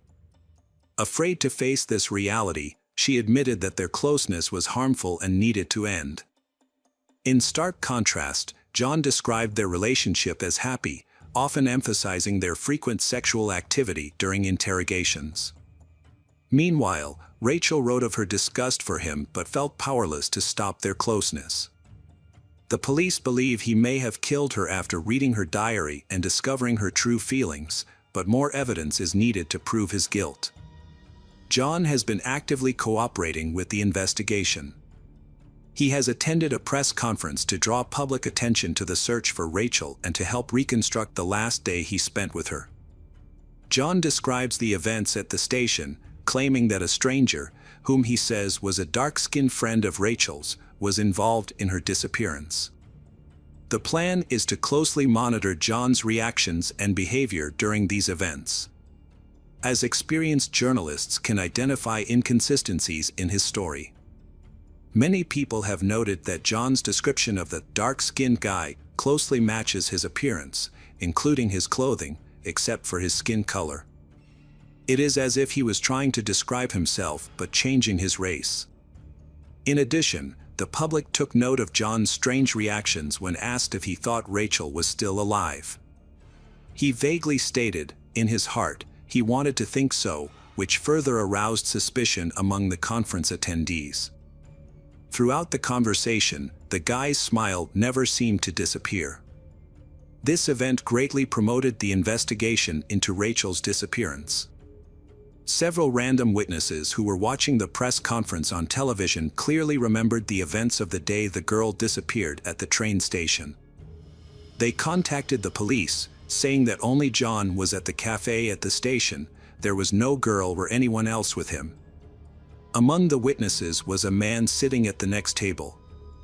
He noticed that John seemed very nervous while drinking coffee, constantly looking around and startled. According to this witness, at one point, John took out a piece of paper and started writing. Perhaps Rachel was no longer alive at that time, and John began writing the same letter he had sent immediately after arriving in Notting. All this was done to create an alibi for himself.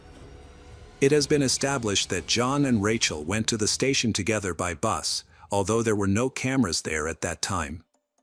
However, during that time in the city, all passengers who boarded the bus and paid for their tickets were monitored by special electronic devices. It was impossible to ride without paying. When checked, it was discovered that Rachel had not paid for the trip, which showed that she was not with John and could not have been there that day. Therefore, John lied. The reason for his lie remains unclear, and it is still unknown where Rachel's body could be. Police suspected that her remains might still be in the student apartment or somewhere on campus. Surveillance cameras covered the area around the building, but none of them showed John carrying any large, suspicious items. Police requested a floor plan of the student dormitory and discovered that there were voids under the floorboards. Police returned to the apartment where Rachel had lived and removed the floorboards. There, they found her body tightly packed in a bag, only 20 centimeters high. The cold weather at the time slowed the body's decomposition. In addition, the space between floors was structurally well ventilated, so the decomposing body did not emit a foul odor and was not discovered until 19 days after her death. Because Rachel's body was so well preserved, the forensic expert was able to determine the circumstances of her death with a high degree of accuracy within an hour. John was then questioned by the police. Initially, he refused to answer police questions. However, the next day, he confessed to killing Rachel. He said that after watching a football match, he proposed to Rachel, hoping that she would accept, but she refused. The couple exchanged a few words. As a result, he lost his temper and attacked her. In his confession, John admitted that he did not understand why she refused to get engaged. She did not want to answer for a long time but finally admitted that she had been having an affair and that she was not sure that she was ready to commit her life to John. In response, he insulted her. Rachel tried to hit him, and after the slap, he lost control and pinned her down on the chair with his weight, preventing her from moving. John claimed that he did not remember what happened next. When he regained consciousness, he found himself sitting on a couch in front of Rachel's lifeless body. Forensic experts confirmed that Rachel had been strangled. There was a deep, thin mark on her neck, indicating the use of an object rather than hands. The tie Rachel had given him for Christmas was missing from the crime scene and from John's belongings, believed to have been used to kill her. After a while, he decided to dispose of the body. Unable to get the body out of the building, he put it in a bag, removed the floorboards from Rachel's room, and stuffed the body into a small space. He then quietly reinstalled the floorboards. John then packed his things and headed to the bus station. While waiting for the train at a coffee shop, he wrote a letter to Rachel.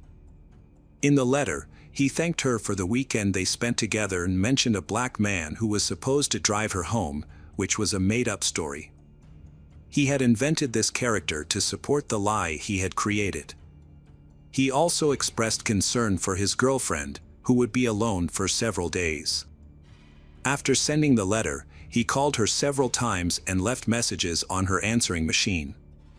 John then wrote another letter, addressed to Rachel in New Mexico, saying that he had tried to call her several times during the week and was very worried, hoping she would call back soon. This deception allowed him to fool the police and the public for 19 days. Afterward, despite his confession, John Turner maintained his innocence. In December 1991, John claimed that his actions were in self-defense. He wanted to avoid a life sentence for premeditated murder, so he argued that the girl's death was accidental. Rachel was described as argumentative and unfaithful, often insulting John. John also stressed the humiliation he suffered at the hands of Rachel. He had erectile dysfunction due to the disease and claimed that she constantly criticized him for it. This was especially difficult during the outbreak when he was unable to have sex with her due to pain in his groin and abdomen. In court, his lawyer portrayed him as the victim.